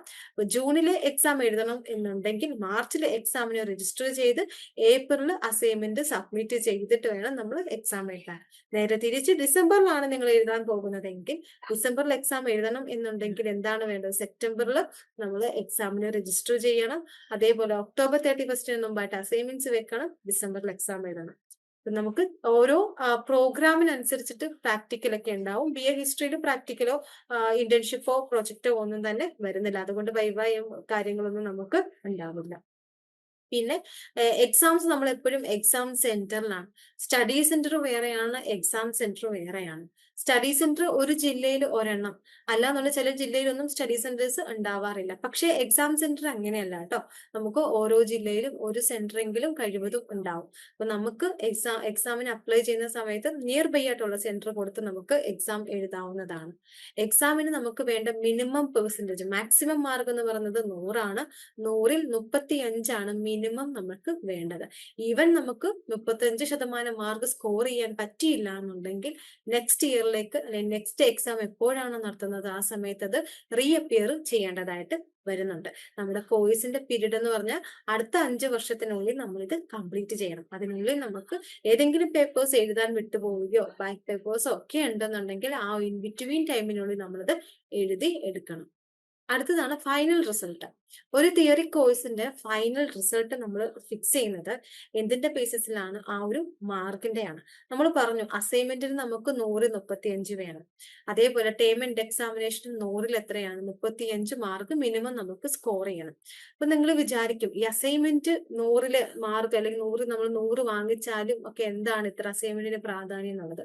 ഒരു സബ്ജക്റ്റിന്റെ അഗ്രിഗേറ്റ് സ്കോർ, മൊത്തത്തിലുള്ള മാർക്ക് നമ്മൾ കണ്ടെത്തുന്നത് അസൈൻമെന്റ്സിന് 100ൽ എത്രയാണോ നമുക്ക് കിട്ടിയത് അതിന്റെ 30%, ടേം ആൻഡ് എക്സാമിനേഷൻ നമ്മൾ 100ൽ എത്രയാണോ സ്കോർ ചെയ്യുന്നത് അതിന്റെ 70%മാണ് ഒരു സബ്ജക്റ്റിന്റെ ഫൈനൽ സ്കോർ ഫിക്സ് ചെയ്യുന്നുണ്ടാവുക. അപ്പൊ ഒരു സബ്ജക്റ്റിന് ഇപ്പൊ കഷ്ടിച്ച് നമ്മൾ ജയിച്ചുള്ളൂ, നമുക്കൊരു 35-40 മാർക്കേ കിട്ടിയിട്ടുള്ളൂ എന്ന് വെക്കുക. അപ്പൊ ആ 40ന്റെ 70%, ഇപ്പൊ അസൈൻമെന്റിന് നമുക്ക് 100ൽ ഒരു 90 കിട്ടിയെങ്കിൽ ആ 90ന്റെ 30% എടുക്കുന്നുണ്ടാവും. അപ്പൊ അസൈൻമെന്റിന്റെ പ്രാധാന്യം എന്താന്ന് വെച്ചാല് ഏതെങ്കിലും ഒരു സബ്ജക്റ്റിന് നമുക്ക് എഴുതി കുറവ് മാർക്ക് കിട്ടിയാലും ശരി, അസൈൻമെന്റിന് നമ്മൾ നല്ലൊരു സ്കോർ വാങ്ങിച്ചിട്ടുണ്ട് എങ്കിൽ അഗ്രിഗേറ്റ് സ്കോർ, ആ മാർക്കിന്റെ മൊത്തത്തിലുള്ള മാർക്കിനെ അത് നല്ല രീതിയിൽ എഫക്ട് ചെയ്യുന്നുണ്ടായിരിക്കും.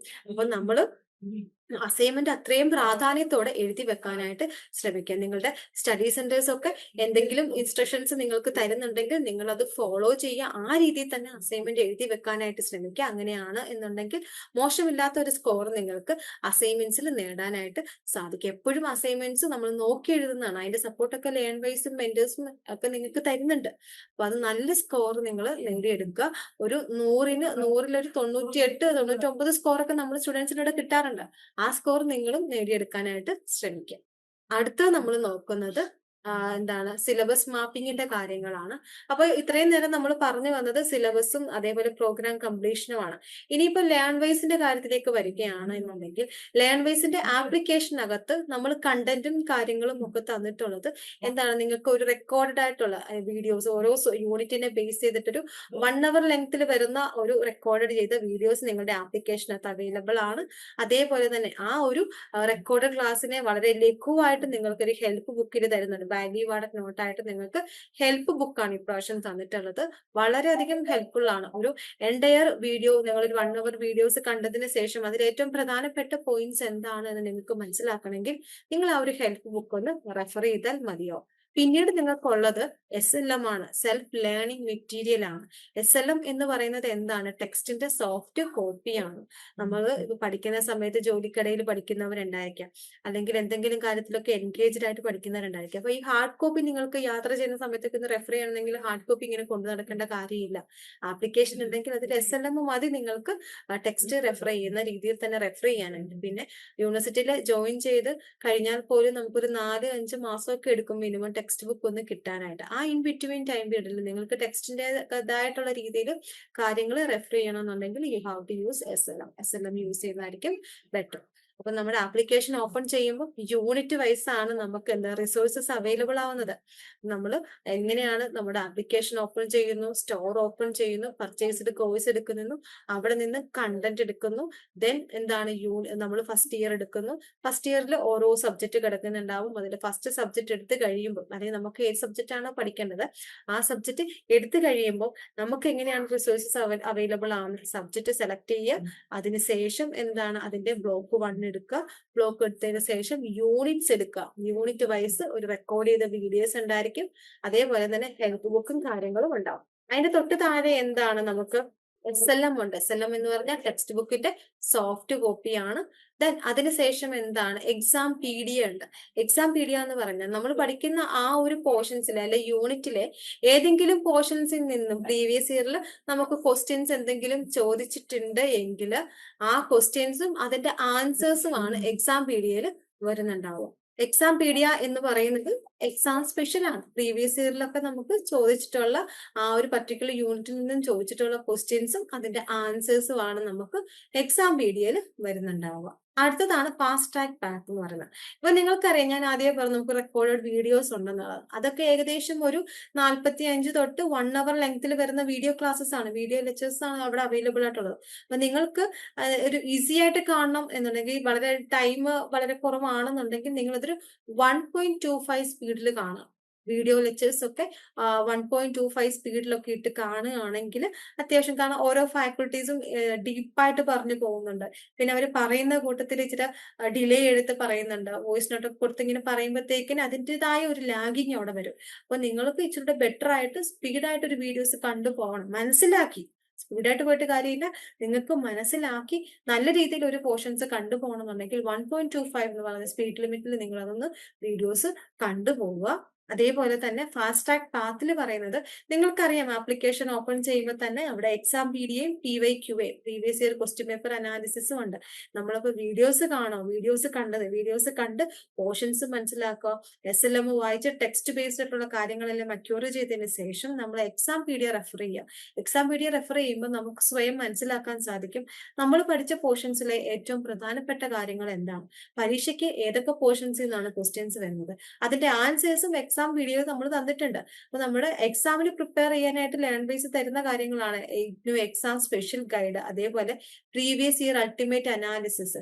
ഒരു കഴിഞ്ഞ ഒരു 5-6 വർഷത്തെ അല്ലെങ്കിൽ 5-6 പ്രാവശ്യം യൂണിവേഴ്സിറ്റി കണ്ടക്ട് ചെയ്തിട്ടുള്ള ക്വസ്റ്റ്യൻ പേപ്പേഴ്സ് എടുത്തിട്ട് അതിന്റെ ബേസിസിൽ ഏതൊക്കെ പോർഷൻസിൽ നിന്നാണ് ഏറ്റവും കൂടുതൽ മാർക്കിന് ക്വസ്റ്റ്യൻസ് വന്നിട്ടുള്ളത്, റിപ്പീറ്റഡ് ആയിട്ട് ക്വസ്റ്റ്യൻസ് ഏതാണ് വന്നത്, ഷോർട്ട് എസ്സേ ഏത് പോർഷൻസിൽ നിന്നാണ് വന്നത് എന്നൊക്കെ നമുക്ക് ഈസി ആയിട്ട് മനസ്സിലാക്കാനായിട്ട് PYQA previous year ultimate analysis, previous year question paper ultimate analysis നോക്കിയാൽ നമുക്ക് മനസ്സിലാവും.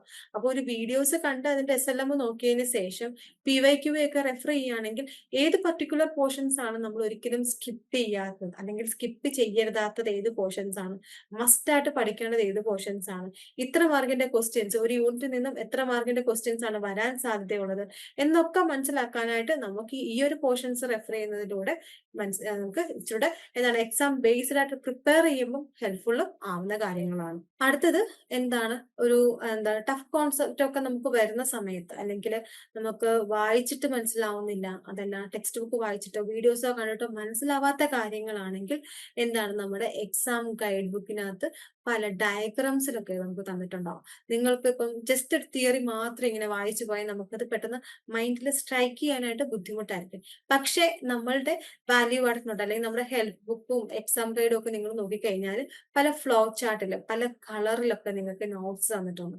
അപ്പൊ അത് നമ്മളുടെ കണ്ണിൽ കണ്ടാൽ തന്നെ നമുക്ക് അതിന്റെ വളരെ അത്രയും കളർഫുൾ ആയിട്ട് ഡയഗ്രാം ഒക്കെ ആഡ് ചെയ്ത് നോട്ട് തരുമ്പോൾ തന്നെ നമുക്കത് മനസ്സിലാക്കാനും കൂടുതൽ റിമെമ്പർ ചെയ്യാൻ, നല്ല മെമ്മറിയിൽ നമുക്കത് കൊണ്ടുവരാനായിട്ട് സാധിക്കും. അപ്പൊ അങ്ങനെയുള്ള കാര്യങ്ങൾ നിങ്ങൾ നോക്കുക.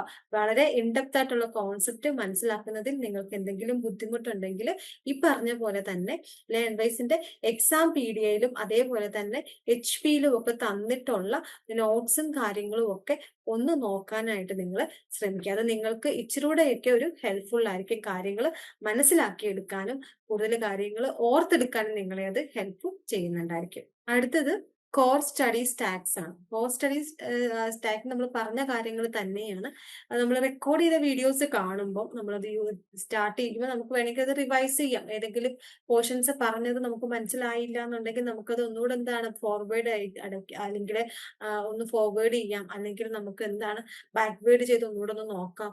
അതല്ലാന്നുണ്ടെങ്കിൽ സ്പീഡ് ലിമിറ്റ് ഒരു 1.25 ഇട്ട് പോവുകയാണെങ്കിൽ ഒരു കുറഞ്ഞ സമയം കൊണ്ട് മനസ്സിലാവുന്ന രീതിയിൽ അത് നമുക്ക് കേട്ടു പോകാൻ സാധിക്കും. ഏതെങ്കിലും ഒരു പർട്ടിക്കുലർ പോർഷൻസ് പോർഷൻസ് ഒന്നുകൂടെ ഒന്ന് മനസ്സിലാക്കണമെന്നുണ്ടെങ്കിൽ പോസ് ചെയ്ത് വെച്ചിട്ട് ഇപ്പൊ ഏതെങ്കിലും ഒരു മീനിങ് നമുക്ക് മനസ്സിലായില്ല, പോസ് ചെയ്ത് വെച്ചിട്ട് അതിന്റെ മീനിങ് കാര്യങ്ങളൊക്കെ നോട്ട് ചെയ്തിട്ട് ഒന്നുകൂടെ വീഡിയോസ് കണ്ടുപോകാനായിട്ട് സാധിക്കും. Even you have any doubt, നമ്മളത് കേൾക്കുന്ന സമയത്ത് എന്തെങ്കിലും ഒരു ഡൗട്ട്സോ കാര്യങ്ങളൊക്കെ വരുവാണെങ്കിൽ നമുക്കത് ഒന്നെങ്കിൽ നോട്ട് ചെയ്ത് വെച്ചിട്ട് ലൈവ് സെഷൻസിന്റെ ആ ഒരു സബ്ജക്റ്റിന്റെ വിത്ത് മെന്റർ സ്റ്റുഡൻസിനാണെങ്കിൽ ലൈവ് റിവിഷൻസ് ഉണ്ടായിരിക്കും, വിത്തൗട്ട് സ്റ്റുഡൻസിന് ലൈവ് റിവിഷൻസ് ഉണ്ടായിരിക്കത്തില്ല. അപ്പൊ അങ്ങനെയുള്ള ഡൗട്ട്സ് സബ്ജക്ട് എക്സ്പേർട്ട് ആണ് നമുക്ക് ലൈവ് റിവിഷൻസ് എടുക്കുന്നുണ്ടാവുക. അപ്പൊ നിങ്ങൾക്ക് ഡൗട്ട് എന്തെങ്കിലും ഉണ്ടെങ്കിൽ ലൈവ് റിവിഷൻസിൽ ചോദിച്ച് നിങ്ങൾക്ക് ക്ലിയർ ചെയ്യാം. ഓർ നിങ്ങൾക്ക് എന്താണ് മെന്റേഴ്സിനോട് ചോദിച്ചിട്ട് സബ്ജക്ട് ബേസ്ഡ് ഡൗട്ട്സ് നിങ്ങൾക്ക് ക്ലിയർ ചെയ്യാം. വിത്തൗട്ട് മെന്റർ സ്റ്റുഡൻസിനാണെങ്കിൽ സബ്ജക്ട് ബേസ്ഡ് ഡൗട്ട്സ് ഒന്നും നിങ്ങൾക്ക് ക്ലിയർ ചെയ്യുന്നുണ്ടാവില്ല. പക്ഷെ ആപ്പ് റിലേറ്റഡ് ഇഷ്യൂസോ കാര്യങ്ങളോ ഒക്കെ ആണെന്നുണ്ടെങ്കിൽ നിങ്ങൾക്ക് LSE കണക്ട് ചെയ്ത് ക്ലിയർ ചെയ്യാവുന്നതാണ്. അതല്ലാതെ സബ്ജക്ട് ബേസ്ഡ് ഡൗട്ട്സോ കാര്യങ്ങളോ വരുവാണെങ്കിൽ വിത്ത് മെന്റർ സ്റ്റുഡൻസിന് മാത്രമായിരിക്കും ക്ലിയർ ചെയ്യാനുള്ള ഒരു ഓപ്ഷൻ ഉണ്ടായിരിക്കുക. അടുത്തത് അതേപോലെ തന്നെ എന്താണ് ഹെൽപ്പ് ബുക്കിന്റെ കാര്യങ്ങളാണ്. വാല്യൂ ആഡഡ് നോട്ട് എന്നുവെച്ചാൽ ഏറ്റവും പ്രധാനപ്പെട്ട നോട്ട്സ് ഒക്കെ വളരെ ചെറിയ ചെറിയ പോയിന്റ്സിൽ നമുക്ക് ഈസി ആയിട്ട് മനസ്സിലാക്കാൻ പറ്റുന്ന രീതിയിലാണ് നമ്മൾ ഹെൽപ്പ് ബുക്കിൽ അറേഞ്ച് ചെയ്തിട്ടുള്ളത്. അതിൽ എന്താണ് ഓരോ ക്വസ്റ്റ്യൻസും ഓരോ യൂണിറ്റ് വൈസും ഏതൊക്കെയാണ് പരീക്ഷയ്ക്ക് വരാൻ സാധ്യതയുള്ള ക്വസ്റ്റ്യൻസ്, ആ ക്വസ്റ്റ്യൻസും അതിന്റെ ആൻസേഴ്സും ഡീറ്റെയിൽഡ് ആയിട്ട് പറഞ്ഞു പോകുന്നുണ്ട്. അത് അങ്ങനെ ഉള്ള ഡൗട്ട്സ് ഉള്ള പോർഷൻസ് അല്ലെ മനസ്സിലാവാത്ത ടെക്സ്റ്റ് ബുക്ക് ഒക്കെ വായിച്ചിട്ട് മനസ്സിലാവുന്നില്ല, വലിയ essay ഫോർമാറ്റിലൊക്കെയാണ് കിടക്കുന്നതെന്നുണ്ടെങ്കിൽ നിങ്ങൾ ഹെൽപ്പ് ബുക്ക് റെഫർ ചെയ്യുക. അതിൽ വളരെ എന്താണ് ലഘുവായ രീതിയിൽ നിങ്ങൾക്ക് മനസ്സിലാവുന്ന രീതിയിൽ അവിടെ തന്നിട്ടുണ്ടായിരിക്കാം.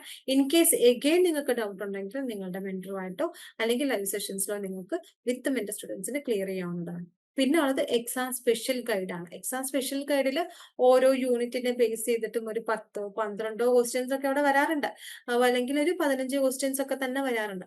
ആ 15 ക്വസ്റ്റ്യൻസിലെ ഏതെങ്കിലും 2 എണ്ണം ഇന്ന് തന്നെ വർക്ക്ഔട്ട് ചെയ്യാനായിട്ട് ശ്രമിക്കുക. കാരണം നമ്മുടെ പഠിത്തം ഇന്ന് തുടങ്ങിയാലേ നമ്മൾക്ക് എന്താണ് നല്ലൊരു തുടക്കം കുറിച്ചാൽ മാത്രമേ നമുക്കത് കറക്റ്റ് സമയത്ത് കംപ്ലീറ്റ് ചെയ്യാനായിട്ട് സാധിക്കത്തുള്ളൂ. അപ്പൊ അതുകൊണ്ട് തന്നെ ഇന്ന് തന്നെ നിങ്ങളൊന്ന് നോക്കുക, നോക്കിയിട്ട് അതിലേതെങ്കിലും 2 എണ്ണം നിങ്ങൾ ഒന്ന് ചെയ്ത് നോക്കുക. ചെയ്തിട്ട് മെന്ററോട് പറയുക, ഞാൻ എക്സാം പീഡിയയിൽ ക്വസ്റ്റ്യൻസ് വായിച്ചിട്ടുണ്ടായിരുന്നു, വായിച്ചതിൽ യൂണിറ്റ് 1ന്റെ വീഡിയോസ് കണ്ടു, യൂണിറ്റ് 1ന്റെ വീഡിയോസ് കണ്ടിട്ട് ഞാൻ എന്റെ ടെസ്റ്റ് അറ്റംപ്റ്റ് ചെയ്തു, അല്ലെങ്കിൽ ഇതേപോലെ തന്നെ എക്സാം ഗൈഡിലെ 2 ക്വസ്റ്റ്യൻസ് ഒക്കെ ഞാൻ ചെയ്ത് നോക്കി. എന്നിട്ട് അവിടെ നമുക്ക് എന്താണ് ആൻസേഴ്സ് ഒക്കെ ഉണ്ടായിരിക്കുക. അതിന് അതേ രീതിയിൽ മിററിങ് ചെയ്യാതെ, അതേ രീതിയിൽ എഴുതി വെക്കാതെ നിങ്ങളുടേതായ രീതിയിൽ നിങ്ങൾക്ക് ആ ഒരു പോർഷൻസ് വായിച്ചപ്പോൾ എന്താണോ മനസ്സിലായത് നിങ്ങളുടെ പോയിന്റ് ഓഫ് വ്യൂവിൽ നിങ്ങളത് എഴുതിയിട്ട് നിങ്ങളുടെ മെന്റർക്ക് ഒന്ന് ഷെയർ ചെയ്ത് കൊടുക്കുക. അപ്പൊ മെന്റർ എന്തെങ്കിലും മിസ്റ്റേക്സോ കാര്യങ്ങളോ അഡീഷണൽ ആയിട്ട് എന്തെങ്കിലും ആഡ് ചെയ്യാനോ ഒക്കെ ഉണ്ടെങ്കിൽ നിങ്ങൾക്ക് അത് ക്ലിയർ ചെയ്ത് തരുന്നുണ്ടാവും. പിന്നെ ഉള്ളത് എന്താണ് കോർ സ്റ്റഡി സ്റ്റാക്സിൽ അടുത്തതായിട്ടുള്ളത് അസൈൻമെന്റിന്റെ ഗൈഡ് ബുക്ക് ആണ്. അപ്പൊ അസൈൻമെന്റ് ഗൈഡ് ബുക്ക് നമ്മുടെ ആപ്ലിക്കേഷനകത്ത് തന്നെ അവൈലബിൾ ആണ്. അസൈൻമെന്റ് ക്വസ്റ്റ്യൻസ് വരുന്ന സമയത്ത് തന്നെ അതിന്റെ ആൻസേഴ്സ് നിങ്ങൾക്ക് കറക്റ്റ് ആയിട്ട് തന്നെ വരുന്നുണ്ടായിരിക്കും. അത് മേ ബി നമുക്കൊരു സെമസ്റ്റർ വൈസ് ആയിട്ട് ആദ്യത്തെ 4 സബ്ജക്റ്റിന്റെ ആൻസേഴ്സ് ആദ്യം വരുന്നു, പിന്നെ അതിനുശേഷം ഉള്ളത് വരുന്നുണ്ടാവും. അപ്പൊ അസൈൻമെന്റ്സിന്റെ എഴുതുന്ന കൂട്ടത്തിൽ എന്തെങ്കിലും ഡൗട്ട്സ് ഉണ്ടെങ്കിൽ നിങ്ങൾക്ക് ഈ അസൈൻമെന്റ് ഗൈഡ് ബുക്ക് ഒരു ഹിന്റ് ആയിട്ട് അല്ലെങ്കിൽ ഒരു ഗൈഡ് ആയിട്ട് നിങ്ങൾക്ക് യൂസ് ചെയ്യാം. അത് അതേപോലെ കോപ്പി ചെയ്യാതെ നിങ്ങളുടേതായ രീതിയിൽ നിങ്ങളൊന്ന് എഴുതാനായിട്ട് ശ്രമിക്കുക. ഡൗട്ട്സ് എന്തെങ്കിലും ഉണ്ടെങ്കിൽ ഇതേപോലെ നിങ്ങളുടെ മെന്റർ അടുത്ത് ചോദിക്കാം, അല്ലെങ്കിൽ ഈ ഗൈഡ് ഒന്ന് റെഫർ ചെയ്യാവുന്നതാണ്. പിന്നീടുള്ളത് PYQA ആണ്. PYQA പൊതുവെ നമ്മൾ പ്രിപ്പയർ ചെയ്യുന്നത് പാസ്റ്റ് ഒരു 6-7 ക്വസ്റ്റ്യൻസ് എടുത്തിട്ടാണ് PYQA പ്രിപ്പയർ ചെയ്യുന്നത്. അത് എന്താണ് നമ്മൾക്കൊരു എക്സാമിന്റെ ടൈം പീരീഡിലേക്കാണ് നമ്മൾ പുതിയ റീസെന്റ് ആയിട്ടുള്ള PYQA തരുന്നത്. Previous year question paper ultimate analysis ആണ്. അത് ഓരോ ബ്ലോക്ക് ഓരോ യൂണിറ്റ് വൈസ് ഇമ്പോർട്ടന്റ് ക്വസ്റ്റ്യൻസ് ഏതൊക്കെയാണ്, എത്ര മാർക്കിന്റെ ക്വസ്റ്റ്യൻസ് ആണ് ഓരോ യൂണിറ്റിൽ നിന്നും ബ്ലോക്കിൽ നിന്നും വരുന്നത്, അത് ഏതൊക്കെ ക്വസ്റ്റ്യൻസ് ആണ് എന്ന്, കൂടാതെ അത് എങ്ങനെ നമ്മൾ പഠിക്കണമെന്നും ആൻസർ എങ്ങനെ എഴുതണമെന്നും പിന്നെ അതിന്റെ ഒരു മോക്ക് ആയിട്ടുള്ള അല്ലെങ്കിൽ പ്രിഡിക്റ്റീവ് ക്വസ്റ്റ്യൻ പേപ്പറും നമ്മൾ PYQA തരുന്നുണ്ട്. അപ്പോൾ ലാസ്റ്റ് ടൈം ലേണിംഗ് ഒക്കെ ഫോക്കസ് ചെയ്യുന്ന സ്റ്റുഡൻസ് ആണെന്നുണ്ടെങ്കിൽ PYQA വളരെയധികം ഹെൽപ്ഫുൾ ആയിരിക്കും. പിന്നെ ഉള്ളതാണ് മെന്റർ, അതേപോലെ പവർഡ് വിത്ത് മെന്റർ പാക്കേജിൽ വരുന്ന സ്റ്റുഡൻസിന് ഉള്ള പാക്കേജ് ആണ് എന്തെന്ന് ലൈവ് റിവിഷൻ സെഷൻസ്, അതേപോലെ എക്സാം സ്പെഷ്യൽ ലൈവ്. ഇത് രണ്ടും വിത്ത് മെന്റർ സ്റ്റുഡൻസിന് മാത്രമുള്ളതാണ്. ഓരോ ബ്ലോക്ക് കഴിയും തോറും അതിന്റെ ഒരു ലൈവ് റിവിഷൻസ്, ഒരു ബ്ലോക്ക് നമ്മൾ പഠിക്കുന്നുണ്ടാവുക ഒരു വീക്ക് എടുത്തിട്ടായിരിക്കും. അങ്ങനെ ഒരാഴ്ച കൊണ്ട് പഠിക്കുന്ന കാര്യങ്ങൾ 1 മണിക്കൂർ കൊണ്ട് വളരെ ലഘുവായിട്ട് പറഞ്ഞു തരുന്നതാണ് ലൈവ് റിവിഷൻസ് എന്ന് പറയുന്നത്. അവിടെ നമുക്ക് പോർഷൻസ് പഠിക്കുന്ന കൂട്ടത്തിൽ എന്തെങ്കിലും ഡൗട്ട് ഡൗട്ട് ഉണ്ടെങ്കിൽ പോയിന്റ് ഔട്ട് ചെയ്തത് ലൈവ് റിവിഷൻസിൽ ചോദിച്ച് ക്ലിയർ ചെയ്യാവുന്നതാണ്.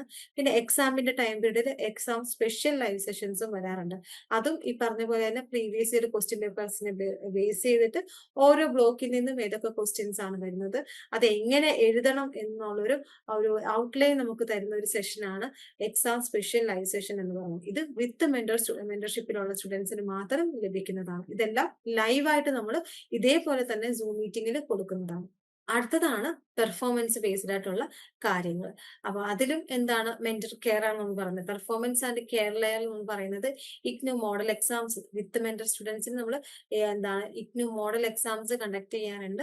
അപ്പൊ അതിലൂടെ നമ്മൾക്ക് എന്താണ് ഫസ്റ്റ് ഇയറിലേക്ക് വരുന്ന നിങ്ങൾക്ക് എന്തായാലും ഡൗട്ട് കാണും, എങ്ങനെയാണ് എക്സാം അപ്പിയർ ചെയ്യേണ്ടത്, ഒരു 3 മണിക്കൂർ കൊണ്ട് എങ്ങനെ 100 മാർക്കിന്റെ പരീക്ഷ എഴുതി തീർക്കാൻ സാധിക്കും എന്നൊക്കെ ഒരു ഡൗട്ട് സ്വാഭാവികമായിട്ടും നിങ്ങൾക്ക് വരും. അതിനു വേണ്ടിയിട്ടാണ് learn wise model exams conduct ചെയ്യുന്നത്. ഓരോ പ്രോഗ്രാമിനും ഒരു പേപ്പർ വെച്ച് സെലക്ട് ചെയ്തിട്ട് 3 hours ഡ്യൂറേഷൻ വരുന്ന രീതിയിൽ 100 മാർക്കിന്റെ ക്വസ്റ്റ്യൻ പേപ്പേഴ്സ് ഒക്കെ പ്രിപ്പയർ ചെയ്തിട്ട് 100 മാർക്കിന്റെ ഒരു എക്സാംസ് നമ്മൾ കണ്ടക്ട് ചെയ്യാറുണ്ട്. മോഡൽ എക്സാംസ് പ്രയർ ടു നിങ്ങളുടെ ടേമിന്റെ എക്സാമിനേഷന് മുമ്പായിട്ടാണ് നമ്മളിത് കണ്ടക്ട് ചെയ്യുന്നുണ്ടാവുക. പിന്നെ ഹാപ്പിനെസ് അംബാസിഡർ, ഫസ്റ്റ് നമ്മൾ പറഞ്ഞ കാര്യങ്ങൾ തന്നെയാണ്. നമുക്ക് പഠിക്കുന്ന കാര്യത്തിലും അല്ലെങ്കിൽ ഫാമിലി ബേസ്ഡും ഒക്കെ മെന്റൽ സ്ട്രെയിനും കാര്യങ്ങളും ഒക്കെ ഒരു മനുഷ്യനായാൽ എന്തായാലും സ്വാഭാവികമായിട്ടും നമുക്ക് വരുന്ന കാര്യങ്ങളാണ്. അപ്പൊ അതൊക്കെ നമുക്ക് ഒരാളോട് പറഞ്ഞാൽ നമുക്ക് ആ ഒരു എന്താണ് മെന്റലി റിലീഫ് ആവുന്നുണ്ടെങ്കിൽ അതിന്റെ ബേസിസിൽ നമ്മൾ ലേൺ വൈസ് പ്രൊവൈഡ് ചെയ്യുന്നതാണ് ഹാപ്പിനെസ് അംബാസിഡർ എന്ന് പറയുന്നത്. നമുക്ക് അതിന്റെ ലിങ്കും കാര്യങ്ങളും നിങ്ങൾക്ക് എപ്പോഴാണോ ആവശ്യമായി വരുന്നത് ആ സമയത്ത് നിങ്ങളുടെ മെന്ററുമായിട്ട് കണക്ട് ചെയ്താൽ നിങ്ങൾക്ക് ഹാപ്പിനെസ് അംബാസിഡറിന്റെ ലിങ്ക് നിങ്ങൾക്ക് തരുന്നതായിരിക്കും. നിങ്ങൾക്ക് സെഷൻസ് ബുക്ക് ചെയ്ത് സെഷൻ അറ്റൻഡ് ചെയ്യാവുന്നതാണ്. നമ്മുടെ ഒരു കൗൺസിലർ അവിടെ ഉണ്ടായിരിക്കും. അദ്ദേഹം നല്ല രീതിയിൽ നിങ്ങളെ ആ ഒരു മൈൻഡ് വളരെ ഫ്രീ ആക്കാൻ അല്ലെങ്കിൽ സ്ട്രെസ് ഫ്രീ ആക്കാനൊക്കെ നിങ്ങളെ ഹെൽപ്പ് ചെയ്യുന്നുണ്ടായിരിക്കും. പിന്നെ ഇംഗ്ലീഷ് എൻറിച്ച്മെന്റ് പ്രോഗ്രാം നിങ്ങളുടെ ആപ്ലിക്കേഷനകത്ത് അവൈലബിൾ ആണ്. ലാംഗ്വേജ് ബേസ്ഡ് അല്ലെങ്കിൽ ലാംഗ്വേജിന്റെ ബേസിക് ലെവൽ കാര്യങ്ങൾ പറഞ്ഞു തരുന്ന ഒരു കോഴ്സാണ് ഇംഗ്ലീഷ് എൻറിച്ച്മെന്റ് എന്ന് പറയുന്നത്. ഇതൊക്കെ ലാംഗ്വേജ് നിങ്ങൾക്ക് കോംപ്ലിമെന്ററി ആയിട്ട് തരുന്നതാണ്. അഡീഷണൽ ഫീസോ കാര്യങ്ങളോ ഒന്നും തന്നെ ഇതിന് നമ്മൾ ഈടാക്കുന്നില്ല. ആസ് എ സ്റ്റുഡന്റ് എന്ന രീതിയിൽ നിങ്ങൾക്ക് കോംപ്ലിമെന്ററി ആയിട്ട് തരുന്ന കാര്യങ്ങളാണ് ഇതെല്ലാം. പിന്നെ എക്സ്ട്രാ കരിക്കുലർ അല്ലെങ്കിൽ കരിക്കുലർ ഇവന്റ്സ് ആണ്. നമ്മൾ ഓണം, അതേപോലെ ക്രിസ്മസ്, ഗാന്ധി ജയന്തി എല്ലാം നമ്മൾ വെർച്വലി ആഘോഷിക്കാറുണ്ട്.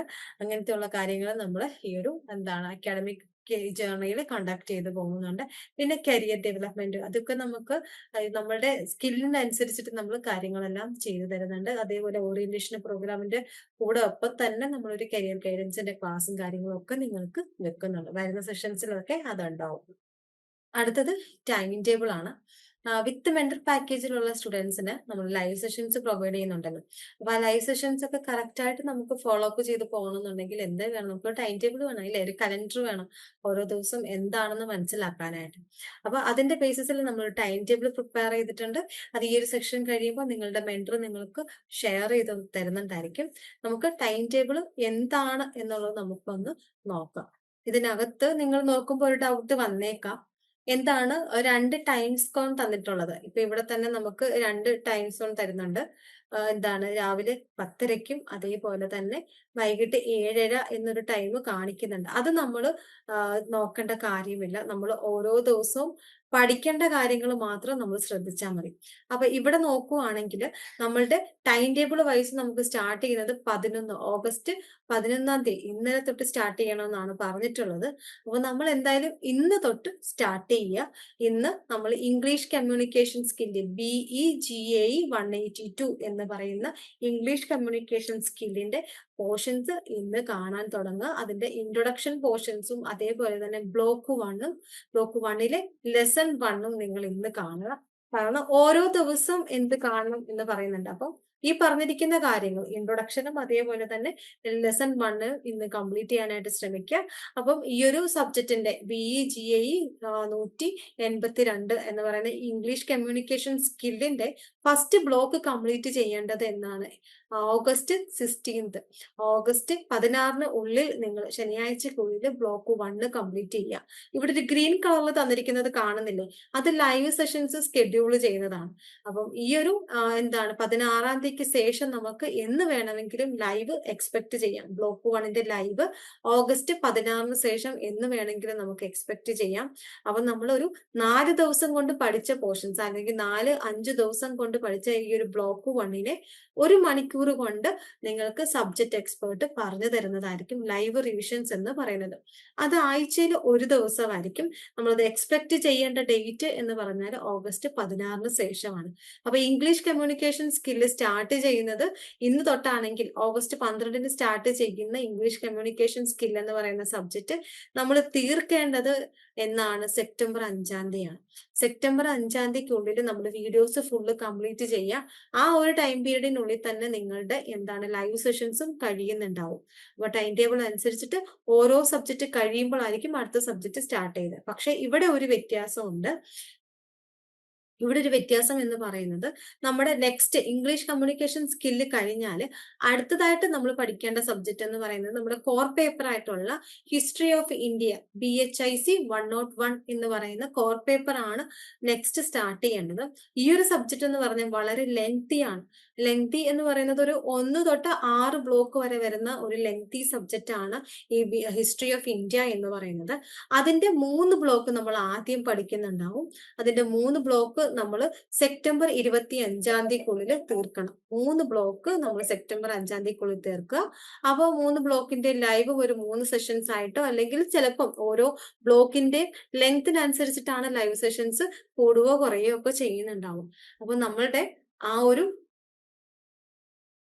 ടൈം പീരീഡ് അതിനുള്ളിൽ എന്ന് വെച്ചാൽ നമ്മുടെ ഒരു സെപ്റ്റംബർ 25-നുള്ളിൽ നമ്മൾ ബ്ലോക്ക് 3 തീർക്കുക. അത് കഴിഞ്ഞാൽ നമുക്ക് കോമൺ ഇലക്റ്റീവ് പേപ്പർ ആയിട്ടുള്ള എന്താണ് BEVAE 181 എൻവിറോൺമെന്റൽ സ്റ്റഡീസ് ആയിരിക്കും വരുന്നുണ്ട്. കാരണം ഈ എൻവിറോൺമെന്റൽ സ്റ്റഡീസ് എല്ലാ ഡിഗ്രിക്കാർക്കും ഉള്ള ഒരു പേപ്പറാണ്.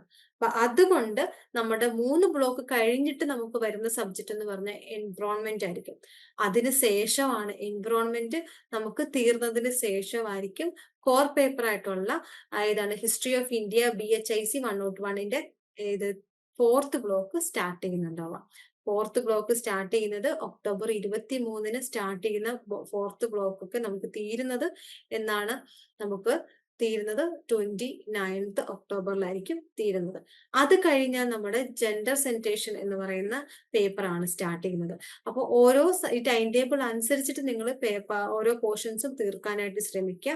ലൈവ് സെഷൻസ് ഒക്കെ നിങ്ങൾക്ക് ഓരോ ബ്ലോക്ക് കഴിയുന്തോറും അതിന്റെ ലൈവ് സെഷൻസ് വരുന്നുണ്ടായിരിക്കും. അപ്പൊ ലൈവിന് മുമ്പായിട്ട് ഇപ്പൊ ഇന്ന് നിങ്ങൾക്ക് ലൈവ് ഉണ്ടെങ്കിൽ മിനിമം ഇന്ന് രാവിലെ തന്നെ നിങ്ങളുടെ മെന്റർ നിങ്ങളോട് പറയുന്നുണ്ടാവും നിങ്ങൾക്ക് ഇന്ന് ലൈവ് ഉണ്ട് എന്നുള്ള കാര്യം. അപ്പൊ അതിന് മുമ്പായിട്ട് വീഡിയോസ് കണ്ടതിന് ശേഷം നിങ്ങളുടെ കണ്ടന്റ് റെഫർ ചെയ്തതിന് ശേഷം നിങ്ങൾ ലൈവ് അറ്റൻഡ് ചെയ്യുവാണെങ്കിൽ മാത്രമേ നിങ്ങൾക്കത് പ്രയോജനം ഉണ്ടാവത്തുള്ളൂ. പിന്നെ ഈ ഒരു ടൈം ടേബിൾ നമുക്ക് കഴിയുന്ന പറഞ്ഞല്ലോ 6 മാസം ഒരു സെമസ്റ്റർ ബേസ്ഡിലാണ് ഫസ്റ്റ് ടൈം ടേബിൾ നമ്മൾ പ്രിപ്പയർ ചെയ്യുന്നുണ്ടാവുക. അപ്പൊ ഈ 6 മാസം കൊണ്ട് നമ്മൾ ഈ ഒരു 4 സബ്ജക്ട് പഠിക്കുന്നുണ്ട് അല്ലെ. ഈ ഒരു 6 മാസം കൊണ്ട് ഇത്രയും സബ്ജക്ട് ഈ ഒരു 4 പേപ്പർ പഠിച്ചതിന് ശേഷം നമ്മൾ അതിന്റെ അസൈൻമെന്റ്സും കാര്യങ്ങളും എഴുതുന്നു. കൂടാതെ നമ്മൾ അതിന്റെ റിവിഷൻസ് നടത്തുന്നു. എഗെയിൻ സെൽഫ് സ്റ്റഡി ആണ്. അതിന്റെ റിവിഷൻസും കാര്യങ്ങളും എല്ലാം നമ്മൾ അതിന് ശേഷമായിരിക്കും ചെയ്യുന്നുണ്ടാവുക. അപ്പൊ ടൈം ടേബിൾ അനുസരിച്ചിട്ട് 2 ടൈം സോൺ ഒക്കെ തരും. അത് നിങ്ങൾ കണ്ട് പേടിക്കേണ്ട യാതൊരു കാര്യവുമില്ല. നിങ്ങൾ ആ തന്നിരിക്കുന്ന ടൈം പീരീഡിനുള്ളിൽ അത് തീർക്കുക എന്ന് മാത്രം ശ്രമിക്കുക. ലൈവ് സെഷൻസിന് മുമ്പായിട്ട് തന്നെ നിങ്ങൾ കണ്ടന്റ് കണ്ടിട്ട് വരിക, പോർഷൻസ് കാണുക. ഇല്ലാന്നുണ്ടെങ്കിൽ ലൈവിൽ നമ്മൾ അറ്റൻഡ് ചെയ്തിട്ട് വലിയ പ്രയോജനം നമുക്ക് വരില്ല. നമ്മൾ പഠിച്ച കാര്യങ്ങൾ ഒരാൾ നമ്മളെ ഒന്ന് വളരെ ഡീപ്പായിട്ട് പോവാതെ ഇമ്പോർട്ടൻ്റ് ആയിട്ടുള്ള കാര്യങ്ങൾ ഒന്ന് സ്ട്രെസ് ചെയ്ത് പറയുമ്പോൾ നമുക്കത് റിട്രൈവ് ചെയ്തെടുക്കാനായിട്ട് എളുപ്പമായിരിക്കും. അപ്പൊ ഇതാണ് നമ്മളുടെ ടൈം ടേബിൾ. അപ്പൊ ഫസ്റ്റ് നമ്മൾ ഈ ഒരു ടൈം ടേബിൾ, അതിന് ശേഷമുള്ള പോർഷൻസിന്റെ ടൈം ടേബിൾ മെന്റർ നിങ്ങൾക്ക് പിന്നെ തരുന്നതായിരിക്കും. അപ്പൊ ഇത് നിങ്ങൾക്ക് വ്യക്തമായി എന്ന് വിചാരിക്കുന്നു. അടുത്തത് നമ്മൾ ബാക്കി നമ്മളുടെ ഓരോ സെഷൻസ് കഴിയുന്തോറും നമുക്ക് ആക്ഷൻ ടാസ്കും കാര്യങ്ങളും ഒക്കെ ഉണ്ടെന്ന് പറഞ്ഞിട്ടുണ്ടല്ലോ. അപ്പൊ അതിന്റെ കാര്യങ്ങൾ ഡിസ്കസ് ചെയ്യാനായിട്ട് ഞാൻ അമീന മാമിനെ ഇൻവൈറ്റ് ചെയ്യാണ്. Over to you ma'am. ഇതാണ് ആക്ഷൻ ടാസ്ക് വരുന്നത്. ആക്ഷൻ ടാസ്കിന്റെ ലിങ്ക് നമ്മൾ നിങ്ങൾക്ക് അയക്കുന്നതായിരിക്കും. അപ്പൊ അതിൽ ആദ്യം നിങ്ങളുടെ ഫുൾ നെയിം, നിങ്ങളുടെ നെയിം എന്താണോ അത് എഴുതുക. അതുപോലെ എൻറോൾഡ് ഇഗ്നു പ്രോഗ്രാം, നമ്മളുടെ വരുമ്പോൾ ഇപ്പൊ BA ഹിസ്റ്ററി ആണ്, നമ്മൾ എൻറ്റർ ചെയ്തിട്ടുള്ള പ്രോഗ്രാം ഏതാണോ അതിവിടെ ചൂസ് ചെയ്യാനുള്ള ഫയൽ ഉണ്ടായിരിക്കും. അപ്പൊ അതിൽ BA ഹിസ്റ്ററി കൊടുക്കുക. Assigned mentor or LSC name, അതായത് നിങ്ങൾക്ക് അസൈൻ ചെയ്ത് തന്നിട്ടുള്ള മെന്ററിന്റെ നെയിം അല്ലെങ്കിൽ LSCയുടെ നെയിം ആണ് ഇവിടെ കൊടുക്കേണ്ടത്. ഓക്കെ, ഇനി വരുന്നത് rank all your first year courses ആണ്. ഇപ്പൊ നമ്മള് സിലബസ് ഡിസ്കസ് ചെയ്തല്ലോ, അപ്പൊ നമുക്ക് ഏതെങ്കിലും ഒരു പോയിന്റ് എത്തുമ്പോൾ നമുക്ക് തോന്നിയിട്ടുണ്ടായിരിക്കും ഈ സബ്ജക്ട് കൊള്ളാം, അല്ലെങ്കിൽ ഈ ടോപ്പിക് കൊള്ളാം എന്ന് തോന്നിയിട്ടുള്ള ഒരു ടോപ്പിക്കും, അതുപോലെ ഇത് അത്ര എനിക്ക് പഠിക്കാൻ കുറച്ച് ബുദ്ധിമുട്ടായിരിക്കാം എന്ന് തോന്നുന്ന കോഴ്സും ഉണ്ടായിരിക്കും. സിലബസിൽ നമ്മൾ നോക്കുമ്പോൾ ഏതെങ്കിലും ഒരു സബ്ജക്ട് അങ്ങനെ വന്നിട്ടുണ്ടായിരിക്കും. അപ്പൊ അതിനെ നമ്മളൊന്ന് റാങ്കിങ് ചെയ്യണം. അതായത് ഈ കോഴ്സ് ഒന്നാമത്തെ കോഴ്സ് ഇതാണ്, എനിക്ക് നന്നായിട്ട് തോന്നി, ഇൻട്രസ്റ്റ് ആയിട്ട് തോന്നി. അത് കഴിഞ്ഞ് അങ്ങനെ റാങ്ക് ചെയ്ത് ഏറ്റവും മോശപ്പെട്ട, അതായത് നിങ്ങൾക്ക് ഇൻട്രസ്റ്റ് ഇല്ലാത്ത കോഴ്സ് ഏറ്റവും 6ാമതായിട്ട് കൊടുക്കുന്ന രീതിയിൽ എന്ത് ചെയ്യുക, ഇതിനെ റാങ്കിങ് ചെയ്യാം. ഫോർ എക്സാമ്പിൾ ഇവിടെ കൊടുത്തിട്ടുണ്ട്. ഇപ്പൊ MA സൈക്കോളജിയിലാണ് കൊടുത്തേക്കുന്നത്. നമ്മുടെ സിലബസ് നോക്കിയിട്ട് വേണം ഇത് കൊടുക്കാൻ. ഇപ്പൊ BHIC 101 ഫസ്റ്റ്, BSIC 102 ആണ് നിങ്ങൾക്ക് ഏറ്റവും കൂടുതൽ ഇഷ്ടമായെങ്കിൽ അത് ആദ്യം ഇടാം. ഓക്കെ, ഇലക്ടീവ് കോഴ്സസിൽ ഏതാണ്? എൻവയോൺമെന്റ് സ്റ്റഡീസ് ആണ്. ഇലക്ടീവ് കോഴ്സസിൽ ഇപ്പൊ അത്ര ബുദ്ധിമുട്ടായിട്ട് തോന്നുന്നെങ്കിൽ അത് 6ാമത്തെ രീതിയിൽ ഇടാം. ഓക്കെ, അങ്ങനെ റാങ്കിങ് കൊടുക്കാം. Rank 1, rank 2, rank 3, rank 4, rank 5, rank 6. അപ്പൊ അങ്ങനെ നമ്മുടെ സിലബസിന് സബ്ജക്റ്റുകളെ റാങ്കിങ് ചെയ്യാം. അടുത്തത് യുവർ മോസ്റ്റ് ഇൻട്രസ്റ്റിംഗ് കോഴ്സ്. അതായത് ഇതിലിപ്പോ നമ്മൾ ഓൾറെഡി റാങ്ക് ചെയ്തു. നമ്മൾ അതിൽ ഒന്നാമത് നമുക്ക് ഇൻട്രസ്റ്റിംഗ് ആയിട്ടുള്ള ഒരു സബ്ജക്റ്റിനെ നമ്മൾ റാങ്കിങ് ഓൾറെഡി ചെയ്തു കഴിഞ്ഞു. എന്തുകൊണ്ടാണ് നമുക്കത് ഇൻട്രസ്റ്റിംഗ് ആയിട്ട് തോന്നിയത് എന്നുള്ളതായിരിക്കണം അടുത്ത ഈ ഒരു your most interesting course reason എന്നുള്ളതിൽ കൊടുക്കേണ്ടി വരുന്നത്. ഓക്കെ, അതുപോലെ യുവർ ലീസ്റ്റ് ഇൻട്രസ്റ്റിംഗ് കോഴ്സ്. നമുക്ക് അത്ര ഇഷ്ടപ്പെടാത്ത ഒരു സബ്ജക്ട് ഉണ്ടായാലും എന്തായാലും, അതാണല്ലോ 6th റാങ്കിൽ നമ്മൾ കൊണ്ടിട്ടത്. അപ്പൊ അത് എന്തുകൊണ്ടാണ് ഇൻട്രസ്റ്റ് ഇല്ലാത്തത്, എന്തോ ബുദ്ധിമുട്ട് തോന്നിയല്ലോ, അപ്പൊ അത് എന്തുകൊണ്ടാണ് എന്നുള്ളത് ഇവിടെ എഴുതാം. ഓക്കെ, അടുത്തതിൽ വരുന്നത് യുവർ ലേണിംഗ് ഇന്റൻഷൻ. അതായത് എന്തുകൊണ്ടാണ് നമ്മളിപ്പോ BA ഹിസ്റ്ററി എടുത്ത് പഠിക്കാൻ വന്നത് എന്നുള്ളതിന് ഒരു ഇന്റൻഷൻ ഉണ്ടായിരിക്കും, നമുക്കൊരു ലക്ഷ്യം ഉണ്ടായിരിക്കും, ഒരു ഉദ്ദേശം ഉണ്ടായിരിക്കും. അതാണ് ഇവിടെ എഴുതേണ്ടത്. അപ്പൊ ജസ്റ്റ് ടിക്ക് ചെയ്താൽ മതി. ഞാൻ ഓപ്ഷൻസ് വായിച്ചു തരാം. ആദ്യത്തെ ഓപ്ഷൻസ് വരുന്നത് I just wanted to complete my degree or PG by covering all courses. എനിക്കൊരു ഡിഗ്രി വേണം അല്ലെങ്കിൽ ഒരു PG വേണം എന്നുള്ളത് കൊണ്ടാണ് ഞാൻ ഇത് തെരഞ്ഞെടുത്തത്. രണ്ടാമത്തെ കോളം വരുന്നത് I want to finish with the best marks I can to strengthen my knowledge and profile. എന്റെ പ്രൊഫൈലിനെയും എന്റെ നോളജിനെയും എന്റെ അറിവിനെയും ഒന്നും കൂടെ ഡെവലപ്പ് ചെയ്യാൻ വേണ്ടിയിട്ട്, സ്ട്രെങ്തൻ ചെയ്യാൻ വേണ്ടി, സ്ട്രോങ് ആക്കാൻ വേണ്ടിയിട്ട് ഒത്തിരി നല്ല മാർക്കൊക്കെ വാങ്ങി ഇത് ഫിനിഷ് ചെയ്യണം എന്നാണ് എന്റെ ആഗ്രഹം. അതാണ് രണ്ടാമത്തേൽ കൊടുക്കേണ്ടത്. മൂന്നാമത്തേൽ കൊടുക്കേണ്ടത് beyond marks I want to learn deeply in the courses I find interesting to build knowledge and self esteem. ഇത് മാർക്കിനൊക്കെ അപ്പുറത്ത് ഈ സബ്ജക്റ്റ് കൊള്ളാം, ഈ സബ്ജക്റ്റിൽ കുറച്ചും കൂടി ഡീപ്പ് ആയിട്ടുള്ള കാര്യങ്ങൾ അറിയണം എന്നുള്ളൊരു ഇന്റൻഷനാണ് നിങ്ങൾക്ക് ഈ കോഴ്സിലേക്ക് എത്തിച്ചതെങ്കിൽ ഈ മൂന്നാമത്തെ കോളത്തിൽ ടിക്ക് ചെയ്യാം. നാലാമത്തെ കോളം വരുന്നത് I want to sincerely learn and score as good marks as possible for me. എനിക്ക് നന്നായിട്ട് പഠിക്കണം, ആത്മാർത്ഥമായിട്ടൊന്ന് പഠിക്കണം, അതുപോലെ നല്ല മാർക്ക് സ്കോർ ചെയ്യണം എന്നൊരൊറ്റ ഉദ്ദേശം മാത്രമേ എനിക്ക് ഇതുകൊണ്ടുള്ളൂ എന്നെങ്കിൽ ഈ കോളത്തിൽ ടിക്ക് ചെയ്യാം. അടുത്ത കോളം വരുന്നത് I want to pass comfortably without stress. അതായത് എനിക്ക് വലിയ സബ്ജക്റ്റുകളൊക്കെ എടുത്ത് ഒത്തിരി സ്ട്രെസ് ഒന്നും ഇല്ലാത്ത രീതിയിൽ പഠിച്ചു പോകണം എന്നുള്ള രീതിയിലാണ് BA ഹിസ്റ്ററി ചൂസ് ചെയ്തതെങ്കിൽ ഈ കോളത്തിൽ നമ്മൾ ടിക്ക് ചെയ്യാം. അടുത്ത കോളത്തിൽ വരുന്നത് I want rank or distinction first class if possible. എന്നെ കൊണ്ട് കഴിയുകയാണെങ്കിൽ എനിക്ക് ഇതിലൊരു റാങ്ക് മേടിക്കണം അല്ലെങ്കിൽ ഒരു ഡിസ്റ്റിങ്ഷൻ മേടിക്കണം, ഇത് ഫസ്റ്റ് ക്ലാസ്സോട് കൂടി പാസ്സാവണം എന്നൊരു ഉദ്ദേശമാണുള്ളതെങ്കിൽ ഇതിൽ ടിക്ക് ചെയ്യാം. അടുത്തത് വരുന്നത് I am preparing for entrance or higher studies and will align my study with that. അതായത് എനിക്ക് എന്റെ എൻട്രൻസിന് വേണ്ടി പ്രിപ്പയർ ചെയ്യുന്നതിനോ ഹയർ സ്റ്റഡീസുമായിട്ട് ഒരുമിച്ച് കൊണ്ടുപോകാൻ പറ്റുന്ന ഒരു കോഴ്സ് ആയതുകൊണ്ട് മാത്രമാണ് ഞാൻ ഇത് ചൂസ് ചെയ്തത് എന്നുള്ളതാണെങ്കിൽ ഇതിൽ ടിക്ക് ചെയ്യാം. ഇനി മേൽ പറഞ്ഞ ഒരു കാരണവുമല്ല ഇന്റൻഷനായിട്ട് വരുന്നതെങ്കിൽ നിങ്ങൾക്ക് നിങ്ങളുടെ റീസൺ എന്താണ്, ഇന്റൻഷൻ എന്താണ് എന്നുള്ളത് ഈ അതേഴ്സിൽ രേഖപ്പെടുത്താവുന്നതാണ്. ഓക്കെ, ഇനി വരുന്നത് weekly study slot I will follow. അതായത് നമ്മളിപ്പോ വീക്ക്ലി കോൾ വിളിക്കും, നിങ്ങളൊക്കെ വിളിച്ചിട്ടുണ്ടായിരിക്കും. അപ്പൊ നിങ്ങളൊക്കെ വിളിച്ചിട്ടുണ്ട്. അപ്പൊ വീക്ക്ലി കോളിൽ വരുമ്പോ നമുക്കൊരു സ്ലോട്ട് അവൈലബിൾ ആക്കാം. നിങ്ങൾ വിളിക്കുമ്പോൾ ഏത് ദിവസങ്ങളിലാണ് ഞാൻ അവൈലബിൾ ആവുന്നത്, അത് ഏത് സമയത്താണ് അവൈലബിൾ ആവുന്നത് പറയാം. അറ്റ്ലീസ്റ്റ് ഒരു 30 മിനിറ്റ് മുതൽ 60 മിനിറ്റ് വരെ നിങ്ങൾ ഒന്ന് സംസാരിക്കാൻ ഓക്കെ ആവുന്ന ഒരു ദിവസം വേണം പറയാൻ. അപ്പൊ വീക്ക്ലി മോർണിംഗ്, വീക്ക് ഡേയിലെ ഒരു മോർണിംഗ്, ഏതെങ്കിലും ഒരു വീക്ക് ഡേ പറഞ്ഞിട്ട് ആ ദിവസം രാവിലെയാണ് വിളിക്കേണ്ടതെങ്കിൽ ഇതിൽ ടിക്ക് ചെയ്യുക, ആദ്യത്തേൽ ടിക്ക് ചെയ്യുക. രണ്ടാമത്തേൽ വീക്ക് ഡേ ഈവനിങ് നൈറ്റ്, അതായത് ഏതെങ്കിലും ഒരു വീക്ക് ഡേ, ഇപ്പൊ സാറ്റർഡേ സൺഡേ ഏതെങ്കിലും ഡേയിൽ ഈവനിങ്ങിൽ അല്ലെങ്കിൽ രാത്രി നൈറ്റിലാണ് വിളിക്കേണ്ടതെങ്കിൽ ഇതിൽ ടിക്ക് ചെയ്യുക. മൂന്നാമത്തേൽ സാറ്റർഡേ 1-2 hours വരുന്ന രീതിയിൽ ശനിയാഴ്ചകളിലാണ് നിങ്ങൾ വിളിക്കേണ്ടതെങ്കിൽ മൂന്നാമത്തെ കോളത്തിൽ ടിക്ക് ചെയ്യുക. നാലാമത്തെ കോളത്തിൽ സൺഡേ ആണ് നിങ്ങൾ വിളിക്കേണ്ടതെങ്കിൽ സൺഡേ ടിക്ക് ചെയ്യുക. ഇനി ഷോർട്ട് ഡെയിലി സ്ലോട്ട്, അതായത് നിങ്ങൾക്കൊരു എന്താ പറയാ വളരെ ചുരുക്കം, ഇപ്പൊ വർക്ക് ചെയ്യുന്ന ആൾക്കാരൊക്കെ, ഒരുവിധം ആളുകളൊക്കെ വർക്ക് ചെയ്യുന്ന ആളുകളാണ്, അപ്പൊ നിങ്ങൾക്ക് ടൈം ഇല്ല, വളരെ ചുരുങ്ങിയ സമയമാണ് ഉള്ളതെങ്കിൽ ഇതിൽ ടിക്ക് ചെയ്യാം. ഓക്കെ.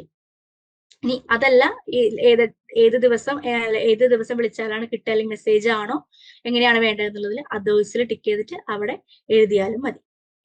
ഇനിയിപ്പോ നമ്മൾ ഒത്തിരി സെഷൻസ് കഴിഞ്ഞു അല്ലെ. ആദ്യത്തെ സെഷൻസിൽ നമ്മൾ എല്ലാവരും പരിചയപ്പെട്ട് കോമൺ ആയിട്ടൊരു സെഷൻ നമുക്ക് നടത്തി, അത് കഴിഞ്ഞ് ഐസ് ബ്രേക്കിംഗ് വന്നു, ഒത്തിരി പാർട്ടിസിപ്പൻസും എല്ലാ കാര്യങ്ങളും നമുക്ക് ഉണ്ടായതാണ് അല്ലെ. അത് കഴിഞ്ഞ് ഇപ്പൊ നമ്മൾ സിലബസ് ഡീകോഡിങ് കഴിഞ്ഞ് നമ്മൾ ഒത്തിരി ഫാമിലി ആയിട്ട് നമ്മൾ ഒരു ബ്ലെൻഡ് ആയി.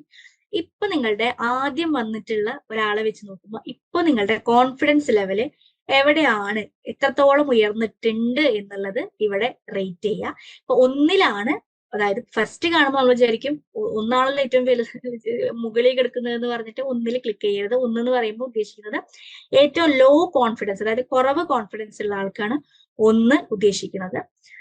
ഏറ്റവും കൂടുതൽ കോൺഫിഡൻസ് ഉള്ള ആളെയാണ് നമ്മൾ 5, അതായത് കോൺഫിഡൻസ് എനിക്ക് നല്ലപോലെ കൂടിയിട്ടുണ്ട് എന്നുള്ള രീതിയിലേക്ക് ഏറ്റവും ഹൈ ആയിട്ടുള്ള സ്കോറാണ് 5 എന്ന് പറയുന്നത്. ക്ലിയർ ആയി എന്ന് വിചാരിക്കുന്നു. അപ്പൊ ഇത്രയാണ് നമ്മൾ ഇന്ന് എടുത്തത്. എല്ലാവർക്കും മനസ്സിലായിട്ടുണ്ടാവുമെന്ന് വിശ്വസിക്കുന്നു. Thank you for joining.